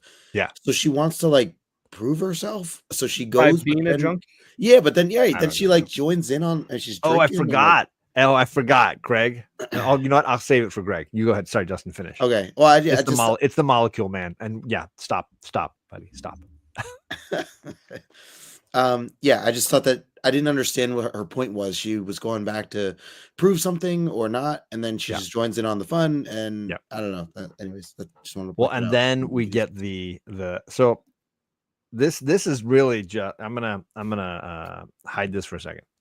This is for Justin. This is for Greg. Sorry, and Justin. Actually, both of you, because this is what Fairy Smut. Hold on. Yeah, this is it. This is where this is coming in. The Bat Boys. This is our Feyre moment, gang. Dazzler is sent in, told to be, a teammate here. Don't drink the fairy wine. What's the first freaking thing this lady does? She pounds a bottle of fairy wine like it's nobody's. Everybody gets a drink. That's what's happening in that pink panel on the far side there. She is pounding that fairy wine. I got Feyre vibes, which it was the only thing in this entire second issue that gave me any joy was me thinking about Feyre and you guys being it brought you joy because of a smut novel that was written 50 years later. That has nothing to do with this whatsoever, but only has to do with you three. Us three. Everyone gets it. All right, Greg. Nice. What did I miss? I mean, gang, John, I still am getting my kids back that you've kidnapped for me doing this stream, right? Because you said you have my kids held captive. If I don't do this stream, I don't see them again. That's what I feel like is happening here. Again, I don't know why Sam's in his swimsuit, because they tried to redeem it by he was at a pool party in the first issue. That's so you're like, oh god, yeah, you both came in like, oh, they explained it. Greg, why he's in a swimsuit. They explained it in the first issue with one line that he was at a pool party. They didn't explain why he's back in it. They didn't explain this though. So like you defended it in the first issue, forgetting that he shows up in the second issue. Yeah. I didn't say they explained it well in the first issue. They just did. And then I didn't like how they did it. The coloring doesn't make sense here. Like, what's going on? It's asking a lot. Yep. I didn't know why the Watcher Beyonder was here. Yeah. Because they got to tie it in, man. You got to tie it in. You got to fold it in. You fold it in. You don't know how to fold it in. I'm not going to explain how to fold it in again. You fold it in. You just fold it in. I just also he's like, we don't accept you unless you drink this. When has that ever gone well for anyone? No, never. It doesn't happen. Like, you're at a frat party, you don't do that. They say don't drink that. It doesn't make sense. What been spiked? It's been spiked. Don't trust your drink around Flynn and Frankenstein woman. And why is the guy wearing a sundial on his hat when he gives Flynn his drink? What is going on? I don't know. I'm just happy we have Zardoz on the screen for as long as possible. That's feeding something in me. Good golly, y'all. I don't know what to tell you. If I get Greg back for next season, it's gonna be a miracle, gang. It's gonna be a miracle. I'm just next saying. page. I might. You know what I might do? I'm gonna throw Greg. I'm going to throw Greg on the winner's wheel because Greg, the first winner that we spin for gets to choose the issue they get next year. And you can pick something great instead of being, whatever I give you. No, I was saying no to Justin's questions. No, we need to do the due diligence of this book. We're going to finish this. If I'm on it, we're going to finish this. We're going to rip the Band-Aid off. We're going to do this. The people are here to hear what's going on. And we got a bleeder here. We're going to finish this. We got a bleeder. Justin, should I just keep going? You look like you're ready to keep going. Yeah. Let's get to some singing, yo. For those, I'll get to the little spoiler or the little shocking moment here. But yeah, what we got here is another disguise. Kitty Pryde undercover. She's like, I'm going to pretend to be a tech expert who dresses like a background dancer for Paula Abdul, and I'm going to go in undercover and I'm going to show that I know tech in my blue costume with my beret. And I'm going to win over BoJack Horseman because I'm going to fix some gadget that he's got, whatever. Meanwhile, Dazzler's high on that fairy wine. She is living that life, that Dazzler life. She is killing and slaying them. Literally, people dead on the floor, done. Like they can't handle another musical note out of her mouth. They're just like corpses around her feet, and she is loving apparently the adoration she is getting in this moment. It is happening. It is all in the moment, and I don't care what's happening. Like none of it matters. Like who cares? But she is able to get friendly enough to sneak in and try to connect with Roberto and Amara and to rescue them. Whatever. Here in this little panel, if you didn't read it closely enough, is a hint to the character that died like 12 issues back. We lost a New Mutant. She vanished in a mysterious incident. She was a Vietnamese young woman that we had kind of had some interest in, and she vanished. And they hint at her possible return here. So if you missed it, no big deal. You were probably at this point on autopilot, like finish this goddamn book. But it's here. It is here. They mention her family name, and that maybe there's a fact that she's still maybe alive, but whatever. I don't know where we're at. Justin, These pages, this just felt like such work. It just felt like work to read this. Even going through it again, it's like exhausting. Yeah. Yeah, the Kitty Pryde, like dressing, going undercover, like that whole, like, it's just so much. And then, God, and then the Dazzler, I mean, she has all these people like laid out under her. She basically knocked them all out. Yep. It's just so much, man. It really is. I couldn't. This was so hard. Yeah. That's all.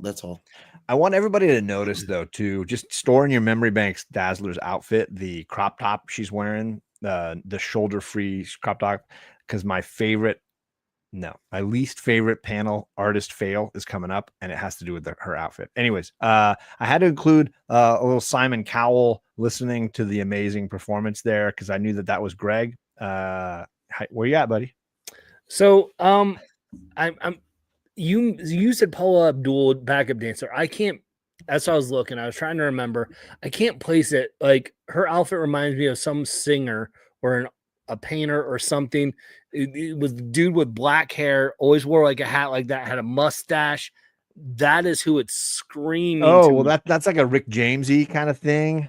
That might be a Rick James kind of thing. No, like it was solidly like a white dude though that did that. Oh, okay. I'm thinking Rick James. It could be a Rick James thing. Yeah, I'll have some random point. I'll be looking through my LPs. I'll see it or something, or I'll like, and that's it, and I'll send it to you. And then like I don't know what Dazzler's powers are.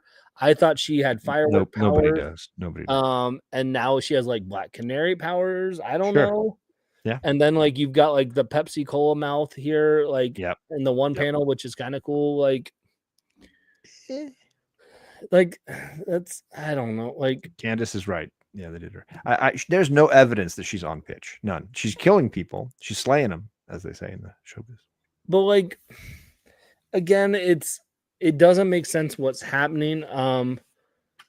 I'm just really glad that like, the Beyonders in this and Impossible Man and Molecule Man are in it, because I really picked up those subtle notes. And I was wondering where that one New Mutant was. Right. I was really invested in that mutant. Where did she disappear? I get it. Yeah. I get it. And like it just seems so, I don't know, like Yep. And what's on the dude's face in that top right corner? That's so I'm not going to get into the Molecule Man. I'm not going to do it to you. No, that is a Molecule Man. Yeah. If you've read the original Secret I thought that's Wars, Beyonder. I mean, who I thought was the baby face watcher. Look, Jackson, you sent us down a hole, man. You took us here. The original Secret Wars has the Molecule Man, a great superhero, and he is awoken to the fact that his abilities are far beyond what he's been using. That it's like Stiltman realizing that he could conquer Earth or something. Yeah, I don't know.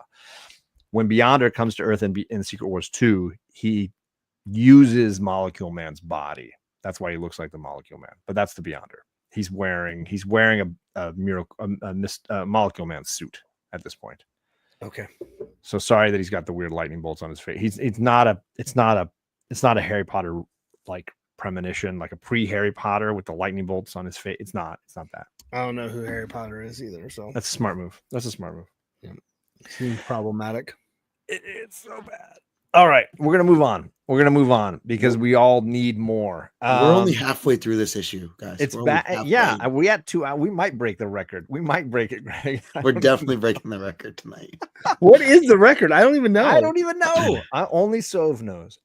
So look. Here's where it's happening. I want you to look, gang. This is the least favorite panel. The artist F up is the middle top here of Dazzler. What's that collar?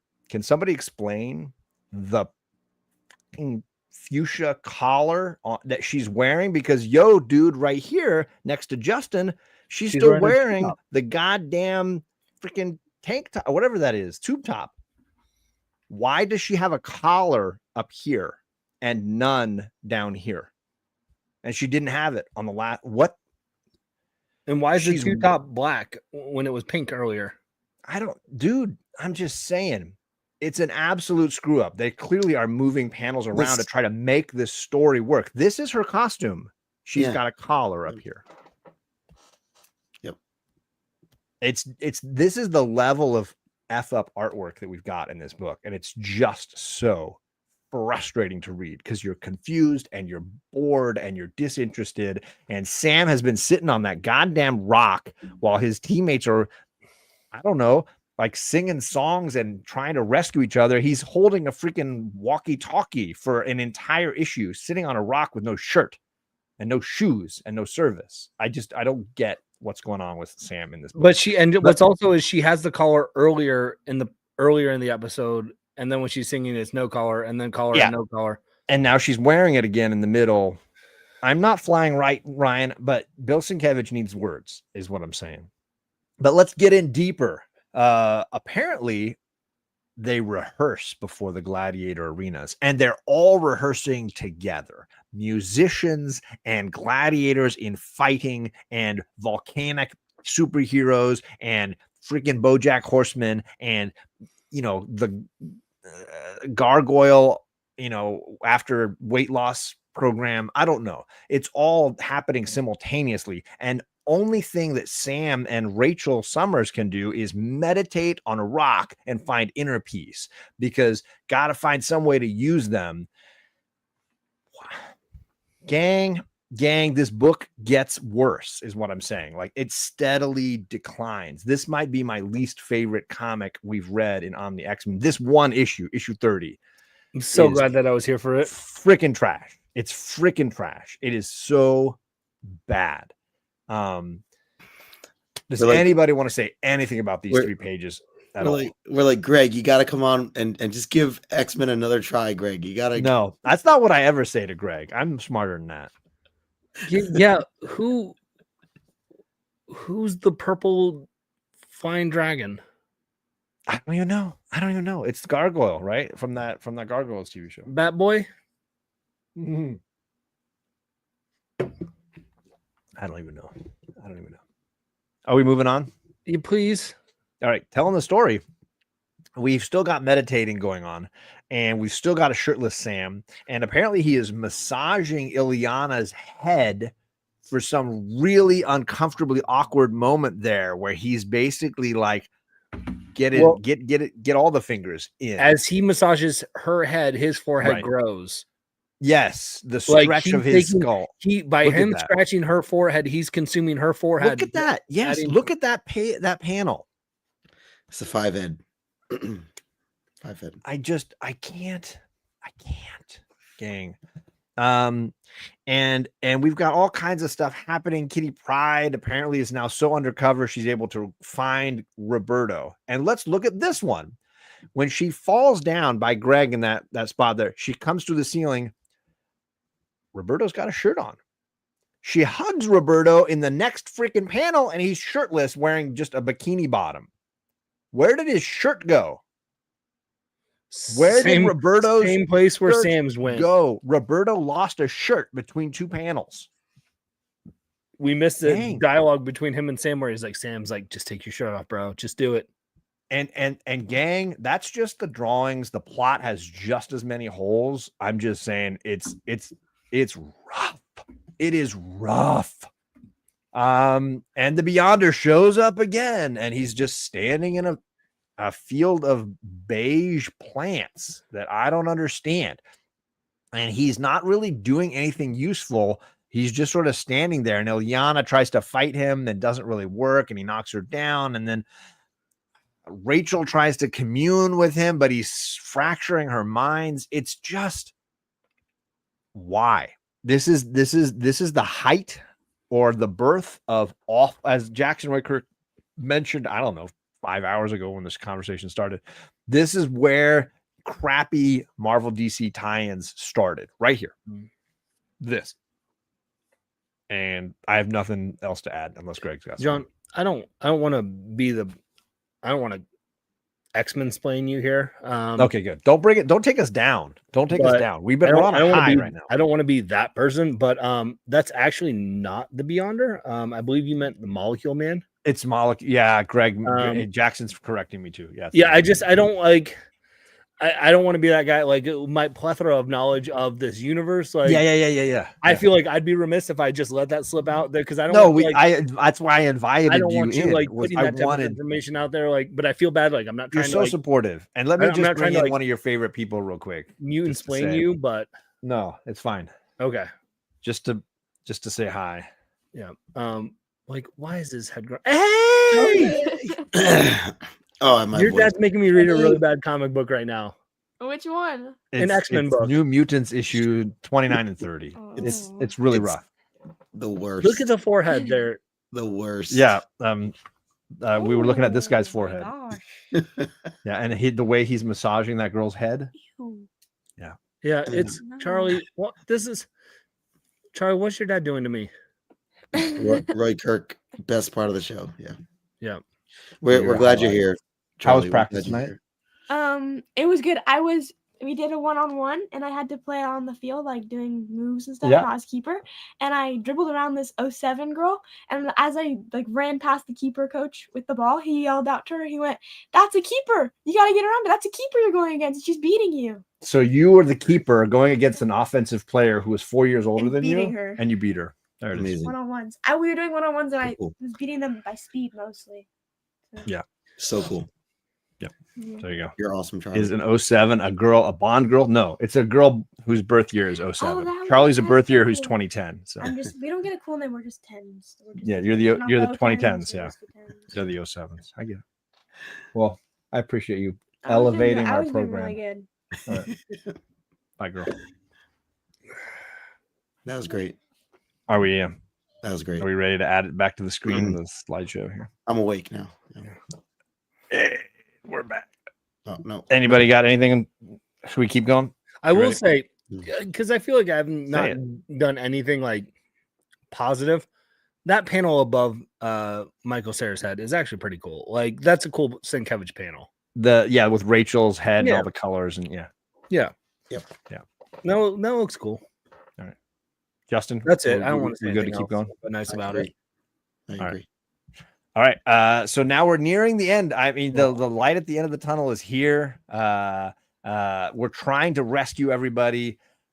Kitty Pryde's like, you guys believed the bad guy when he told you had hostages and he didn't show you? Like, come on, gang. Like, you're better than this. You're better than this. I'm not that much older than you. You're better than this. And she finds like a diary and she's like, oh, maybe Dazzler's not this awful, although she sleeps with her eyes open in a kind of creepy way with like her lips puffed out. It's kind of weird, but whatever. Like this is all just super awkward. Then Dazzler's like, look, I'm your friend, but I may have set you up with the bad guys in some way. And then there's this new bad guy who looks like, like a carny in some way, and he looks like freaking Oogie Boogie from Nightmare Before Christmas. That's fair. And he snatches her up without any explanation or information. I kind of feel like I want to just go to the last page, and then you guys can make me go back if you need to. This Oogie Boogie guy with the bad teeth is like, Dazzler's my friend now, and you guys have to all go fight, and she's gonna go sing when you fight whatever the heck that thing is. And that's how this book ends. Thoughts, Justin? Can you go back a page? Yes. I love the far top panel all the way on the other Dazzler. side. Yeah. That's just like a wicked, the creepy Dazzler light. Joker like, yeah, I love that. When I saw that, I mean, I'll take it for that. Yep. I don't know everything else. You're like, don't talk about the rest. But that's Boogie, that he does that. Yeah. And that creature with the red mask thing, which is another new character we didn't really need, but we got anyways. Yep. Nope. Go back, John. Yeah, let's do it. Let's go back. Go, Greg. We've talked a lot about like shirt placements and things like this. Like, where's that at? Like the superficial stuff. Yeah, I'm not a superhero. I'm not a mutant. I want to put that out there. So like, in case there's any confusion here. Yeah. Like, but I'd imagine if I was going on a secret mission where I'm going to go rescue my friends. Yeah. I wouldn't bring my personal diary. Like, where does she keep that diary? Like, just like we're going on a mission, let's have a diary with me. Right. I mean, I get it. You need the MacGuffin to move the point of the story forward so you can be like, no, and like have that moment, but like put it on like a note or something. Like, okay. Like the whole like where she's even she says that, right? It's my diary. Yeah. I think it's just because Kitty reads it and knows it. Also, shame on you, Kitty. Why are you snooping? Like, you don't read a girl's diary. I even know that as a father. Like, you don't do that. John, do you read your kids' diaries? I would never, but like Kitty Pryde is better than the rest of us, and she's like, everybody in this book is an idiot. I gotta get all the information I can get. I kind of respect the call from Kitty. So you respect the call because of invading someone's privacy because she's smarter than everyone else. Okay, that sounds entitled, but okay. That's very Tamlin of you, but okay, go for it. Fair. Yeah, that's fine. Any thoughts on how it ends out? How the ending? I mean, other than being relieved that it ended? It ends.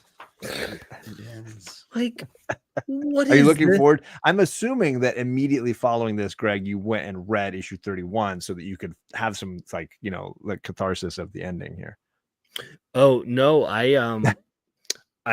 I think it says the exciting conclusion Saturday Night Fight. I'm assuming you were like, I think I immediately deleted Marvel Universe from my iPad and threw my iPad into the trash. Right.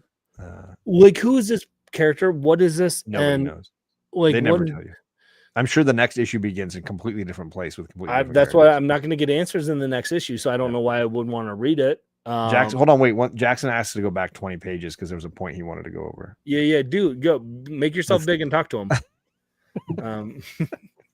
Justin, I don't know that you have anything to add. You want to just jump to scores? How are you ready to score? Give us CGC scores for this. He is grading these as a 0 out of 10. He's like CGC rejected these. They're not comic books. You're only allowed to send them comic books. Whatever this is some sort of trash. So the ironic part to this whole thing is that I feel that I'm going to want to have a copy of this because of what it means for Magic and her first transformation. That's the only thing that means something to me in this book. And it's not, and it's terrible. It's disappointing, but it is the first time we get this, I'm going to pour more. So because of that, this low grade that I give it, I still will forever want it. And any Magic fan should at least be aware of it. And this issue or 29? This issue.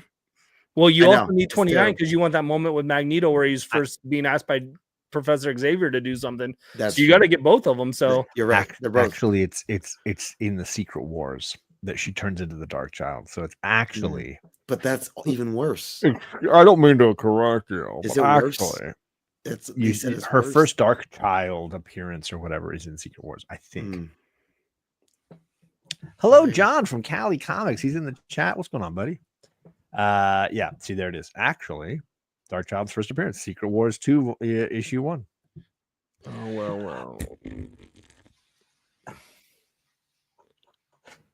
So what's your give us a number grade officially, Justin, officially for either one of the each of the issues together. You do it how you got to do it, buddy. However you got to do it. I'm gonna be. Matt says my 2. Yeah, this is my optimistic side, and I don't know. I'm dealing with whatever I'm dealing with, my voice and everything. Yeah. This is so. Yeah, I'm gonna go with a 2 on both books. Go. It really Combined. is. This one is like work. Yeah, like it. I mean, they're just. I can't even compare them. It's I think you're being generous. I appreciate it. You have that kind-hearted attribute. Yeah. Darkchild and the Molecule Man. Why wouldn't you want that issue? I get lots of Bobby. Okay, Bobby, look. Don't make me go big again, Bobby. Look, buddy. Look. I appreciate that you are a Marvel fan, that you bleed Marvel, my guy. You are there for it. Get the heck out of my chat with this 9.2 shit. That is garbage, man. This is not this. There is no. We are way past brittle pages here, my guy. Come on, John. I almost had to make you make me big so I could talk to 9.2, Bobby. Come on. I'm gonna come through this screen, Magic Lasso. I'm gonna come there right now. Agu, you're okay. You're good, buddy. Those other two, I'm absolutely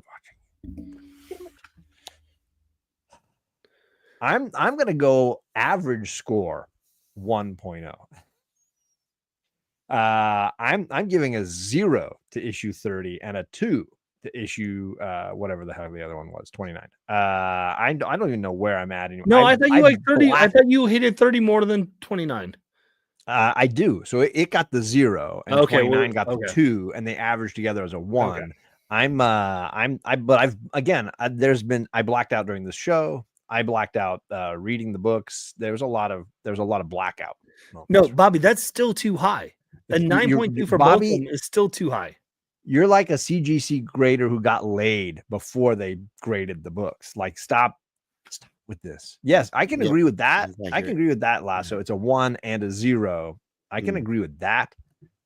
Like, no, Chet. You set the bong down before you grade it, is what I'm saying. I'm shocked. It's God damn it, Conlon. God damn it. All right, Greg, hit us with your grades, buddy. Hit us with the grades. We got to move on. Well, this is PGX, purple label, 0.5, possibly no grade. I'm just like missing pages. It definitely is purple labeled. The grader ate Cheetos beforehand. I think they got food poisoning. I think they're also, and so you got Cheeto dust on your book. Yep. The girlfriend also wrote on the book, and they slabbed it. So this is also an angry girlfriend variant. Yep. And you got those. What are those ring circles called? Newton rings. Yep, you got some Newton rings on them, like 20. So spot on. Yes, Agu, I do. Don't spread the truth out there. Because I ripped them out from frustration. I mean, missing pages for sure. All right. Well, yeah. I mean, we've all graded this book. Where I don't know what I'm doing on there. First appearance of Strong Guy. Beyonder continues to suck. I'm done. Like, yeah, get a 9.8 and $75 and a 9.8. I'm done. Yeah, I'm done. I don't need any of this. I don't need any of these facts. I don't need any of this information. Nobody buys this. Books? Nobody buys this book in a 9.8. Are you an idiot? You're buying these books in a 9.8. I mean, the only reason to slab it is so you don't have to open it again. That is apparently the best reason to get this book slabbed, is so you don't have to actually open the book. You're unable to open it. The next best reason to do it is I want to buy those in 9.8 just so I can send them to y'all. There you go. I mean, that's a cruel prank. Very cruel prank. $75 white elephant joke.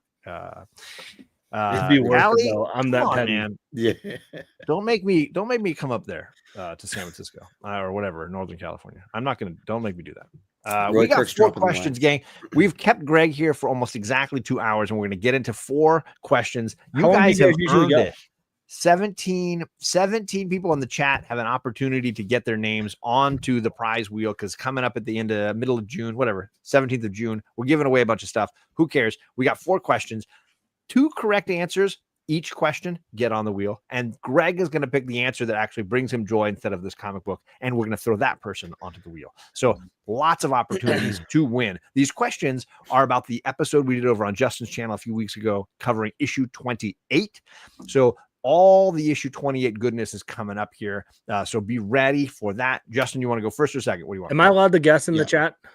I mean, you're certainly allowed to add a funny answer, but you can't pick your own funny answer. Well, no, but like, can I try and guess the correct? You're going to answer try to in the chat? give us an actual answer In the chat, like not love it. knowing. Go I for didn't it. know the rules. Can I? No, go ahead. All right, cool. I don't care at this point. No, I'm not going to pick my own answer, but I'm going to try and guess what the right answer is. All right, Yeah, Justin, you want we'll first give or a second? crap about anything right now. What do you want? My first question is, what were the memories? What were Legion's memories shaped as last issue? Yeah, the character of Legion. What's his name again? His first name? I am. Haller, David. David. Yeah, what was David's when they were in his mind? They were The shaped memories- as dragons. Yeah, they were certain. I think you need to shapes. stop reading fourth. It's not a fourth wing thing. It's not a fourth wing thing. Oh. Although I am halfway through that book. Yeah, what were the memories? He was plucking memories out of a lot of people, and they were. Hold on, I got it. John, am astral I allowed to plane. put? Am I allowed to put curse words on your chat? I mean, I might not click on them. Well, That's like, all. but can I show it because it's hidden? I mean, sure. I'm just trying to do my job. As You're a moderator. wrench. I don't think the wrench has any restrictions on what they. Well, say. no, but that's what I was asking. It was hidden. I wanted to make sure I could show it. Oh yeah, in yeah, the sure. chat. It was hidden in the chat because Yeah. I just wanted to respect. I don't your have to click channel. on it. I have power too. We all have power. Yeah. So Chet also says they're shaped like dragons. I don't know why he's copying and pasting. What a motley crew this panel and this chat. I mean, brother Joe, it's been a roller coaster. I need emotional support. You're my emotional support animal tonight. They were shaped like a piece of doo-doo. I mean, fair. They were shaped like Diana Ross's wigs. They were shaped as Funko. It's usually with a K, but you're all good. Pop dolls. They were shaped like chicken wings. I still didn't see Greg's answer being allowed. Butterflies, shaped like butterflies. Mariposas. Schmetterlings. It was Callie's Chocho. comic. It was right after mine. It doesn't show up in the chat here. Not yet. Mr. Mayor, sir. Yes, I'm not the mayor. He's the He mayor said is right there. his goofy butt head, but he said the other word for butt. My afro before the flat top. Rectangles. They were shaped like rectangles. That's honestly the closest correct answer we've gotten so far. So far, all wrong answers. Not a single correct answer in the lot, but some comedy answers. Greg, do you have a favorite incorrect answer from what we've read so far? Anything that's like clicking with you? Listen, here's gang. Listen, I like pick Dick somebody. Tracy. I like Dick Tracy, but I'm not a sucker for like being, just like talk to like to try and get my vote. So I can't do that. I'm sure. gonna go. Somebody copy Magic Lasso. I'm gonna go chicken wings. Chicken wings. Winner. Chicken You got- dinner goes to Conlon. And You I got- did see we got a second correct answer in there. The second correct answer is going to go to, is it this one? Jackson Roy Kirk. Yep. And I forgot I got to add Bearded Comic Bro here Why am I getting added? because I want to see if you can win the first round draft pick and get to pick a good book next year. You've earned more than that. So yeah, the correct answer is, glass shards, crystal shards, something like that. So we got Magic Lasso and Jackson Roy Kirk as the first 2 correct ones, but who cares? We're moving on. We met Legion, the son of Charles Xavier, and he has multiple personalities. We meet 3 personalities by name. Can you name 2? Can you name 2 of Legion's named personalities that we got in the last couple of issues. Just give me a first name. Two. Name two of Legion's personalities. Bert and Ernie. Beavis and Butthead. Steve and Doug. Also works. Fair. Oof. Larry, Curly, and Mo. No Shemp. Thing 1 and Thing 2. Sam and Eric. Sam and Eric. Bob and the Void. Timely. I like that. I don't know if you guys have seen Thunderbolts yet, but it was very enjoyable. I had a very good time, and I dropped my review yesterday. I'm going to go see it with my mom tomorrow night. Nice. Justin agrees. Come on, gang. You got to know the names that we did. We spent 3 mediocre issues discussing all of Legion's personalities. Come on. Just name 2 of them. There's 3. They gave you 3. I just need 2. Ooh, all right. I'm not even gonna worry about spell. I'm so far past caring about spelling at this point. Peroni face and flat top. You're definitely trying to get Greg on that one. I see. It's not gonna work. It's I'll give it to you, Candace. Yes, one was named Jack. But I need 2. Chicha and Chong, both of them. Jack and Rose, yes, and they did not fit onto a single wooden dresser together. Tragic.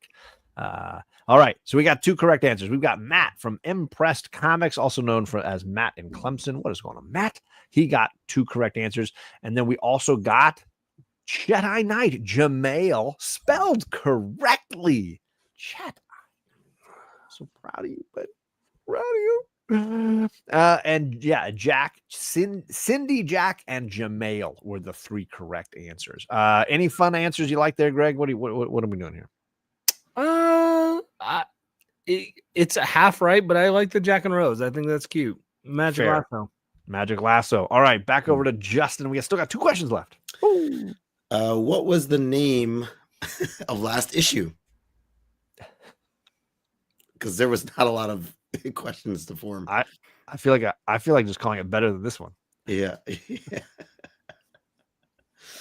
Yeah, what was the official name? I'm predicting that I get more thumbs down on this video than I've gotten in a really long time. I'm assuming it has nothing to do with me. Do you get thumbs down? On occasion, rarely. On this show? It depends on my hair in any given episode. Greg says it was called Destroyers. And Magic Lasso called it Thanks, Greg. I don't think it was called Thanks, Greg.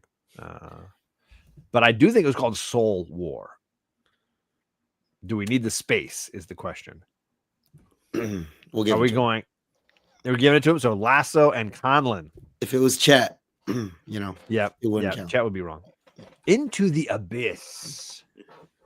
Called Sulk War. Sulk War. That was me trying to get it Soul War with the space, but I got there still before anyone else did, so I technically get the right answer. It was called Fred. It was called New Mutants. Obviously a forgettable issue. Shots fired from Jedi Knight. Good point. Changes his like score. He decided to go back in and thumbs down this video. It was called 4 Weddings and a Funeral. Fair. Greg, anything you like there? Anything that made you laugh? Stan Lee Presents. It's called Stan Lee Presents. Not really. You're like, y'all expect more. Let's go into the abyss. Where is it? Into the Abyss by Matt in Clemson. He's on fire tonight. It wasn't your best showing, chat. I'm just saying. Yep. Don't worry, I got you set up for the final question of the night. Yes. Our guest last time was my homie, your homie, all of our homie, Tony from Old Wolf, and he brought a prop. What was the prop that Tony brought to play with all through in fact, it was such a good prop. Justin and I found our own and joined in. Well, I mean, look. It's the right answer. I bet it's the right answer. He brought that. It's not wrong. Put me on the wheel. However, it's not what I was looking for. It doesn't matter. This is the correct answer. He brought painter's tape eyebrows because Bill Sienkiewicz's eyebrows are so dramatic. He started wearing painter's tape as eyebrows. It's hilarious. If nothing else, go back to Justin's channel, watch, because I laughed a crap ton. And the second correct answer, Adam got it as well. Yeah, he used painter tape to reenact Bill Sienkiewicz eyebrows. It was funny, but I already got you, Greg. I already got you. I'll throw you another bone. How's that? Thank you. I was gonna say I should be on the wheel for that. That was you leave us alone. We're beaten down. Chat. They've set you up for some good. Like, I'll give you 10 seconds. Give me some good answers now. A diphthong is actually a phonetic tool used in reading. It's actually not a thing that holds your junk. Just a thought there. Xavier eyebrows, who wore it better? I mean, I think Tony did a pretty phenomenal job. He brought it in, and I think Justin and I lost our cool. It was pretty dang funny. Anybody else got a funny answer as far as a prop that Tony brought? Because this is the last chance to get on the wheel for tonight, and then we're out of here, gang. We're walking out the door. We're not trying to break any records here. No, I don't know what a butt's for. Conlon, very funny. I mean, that's the logical answer. That's what I was expecting. Somebody, thank you, Bobby, for rising to the challenge, because that's what I was expecting. A toupee. That's not how you spell it, but I get what you're trying to say, John.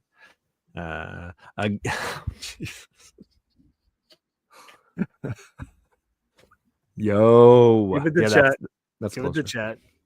Give it to Chet. All right, Chet-I night, last big point of the night. Chet made us chuckle. All right, gang, look. We survived the gauntlet. We went through it together. We went through. It's like being born. You know, you forget the pain. I mean, I'm not a man. I'm not a woman. I don't know. I don't know if you forget the pain. All I'm saying is, I'm not tracking with you on this metaphor. I'm leaving. You're going to give them thumbs down just for that metaphor. I'm just. We survived. We made it to the other side, I guess is what I'm saying. Here's what I want you to do. Friends.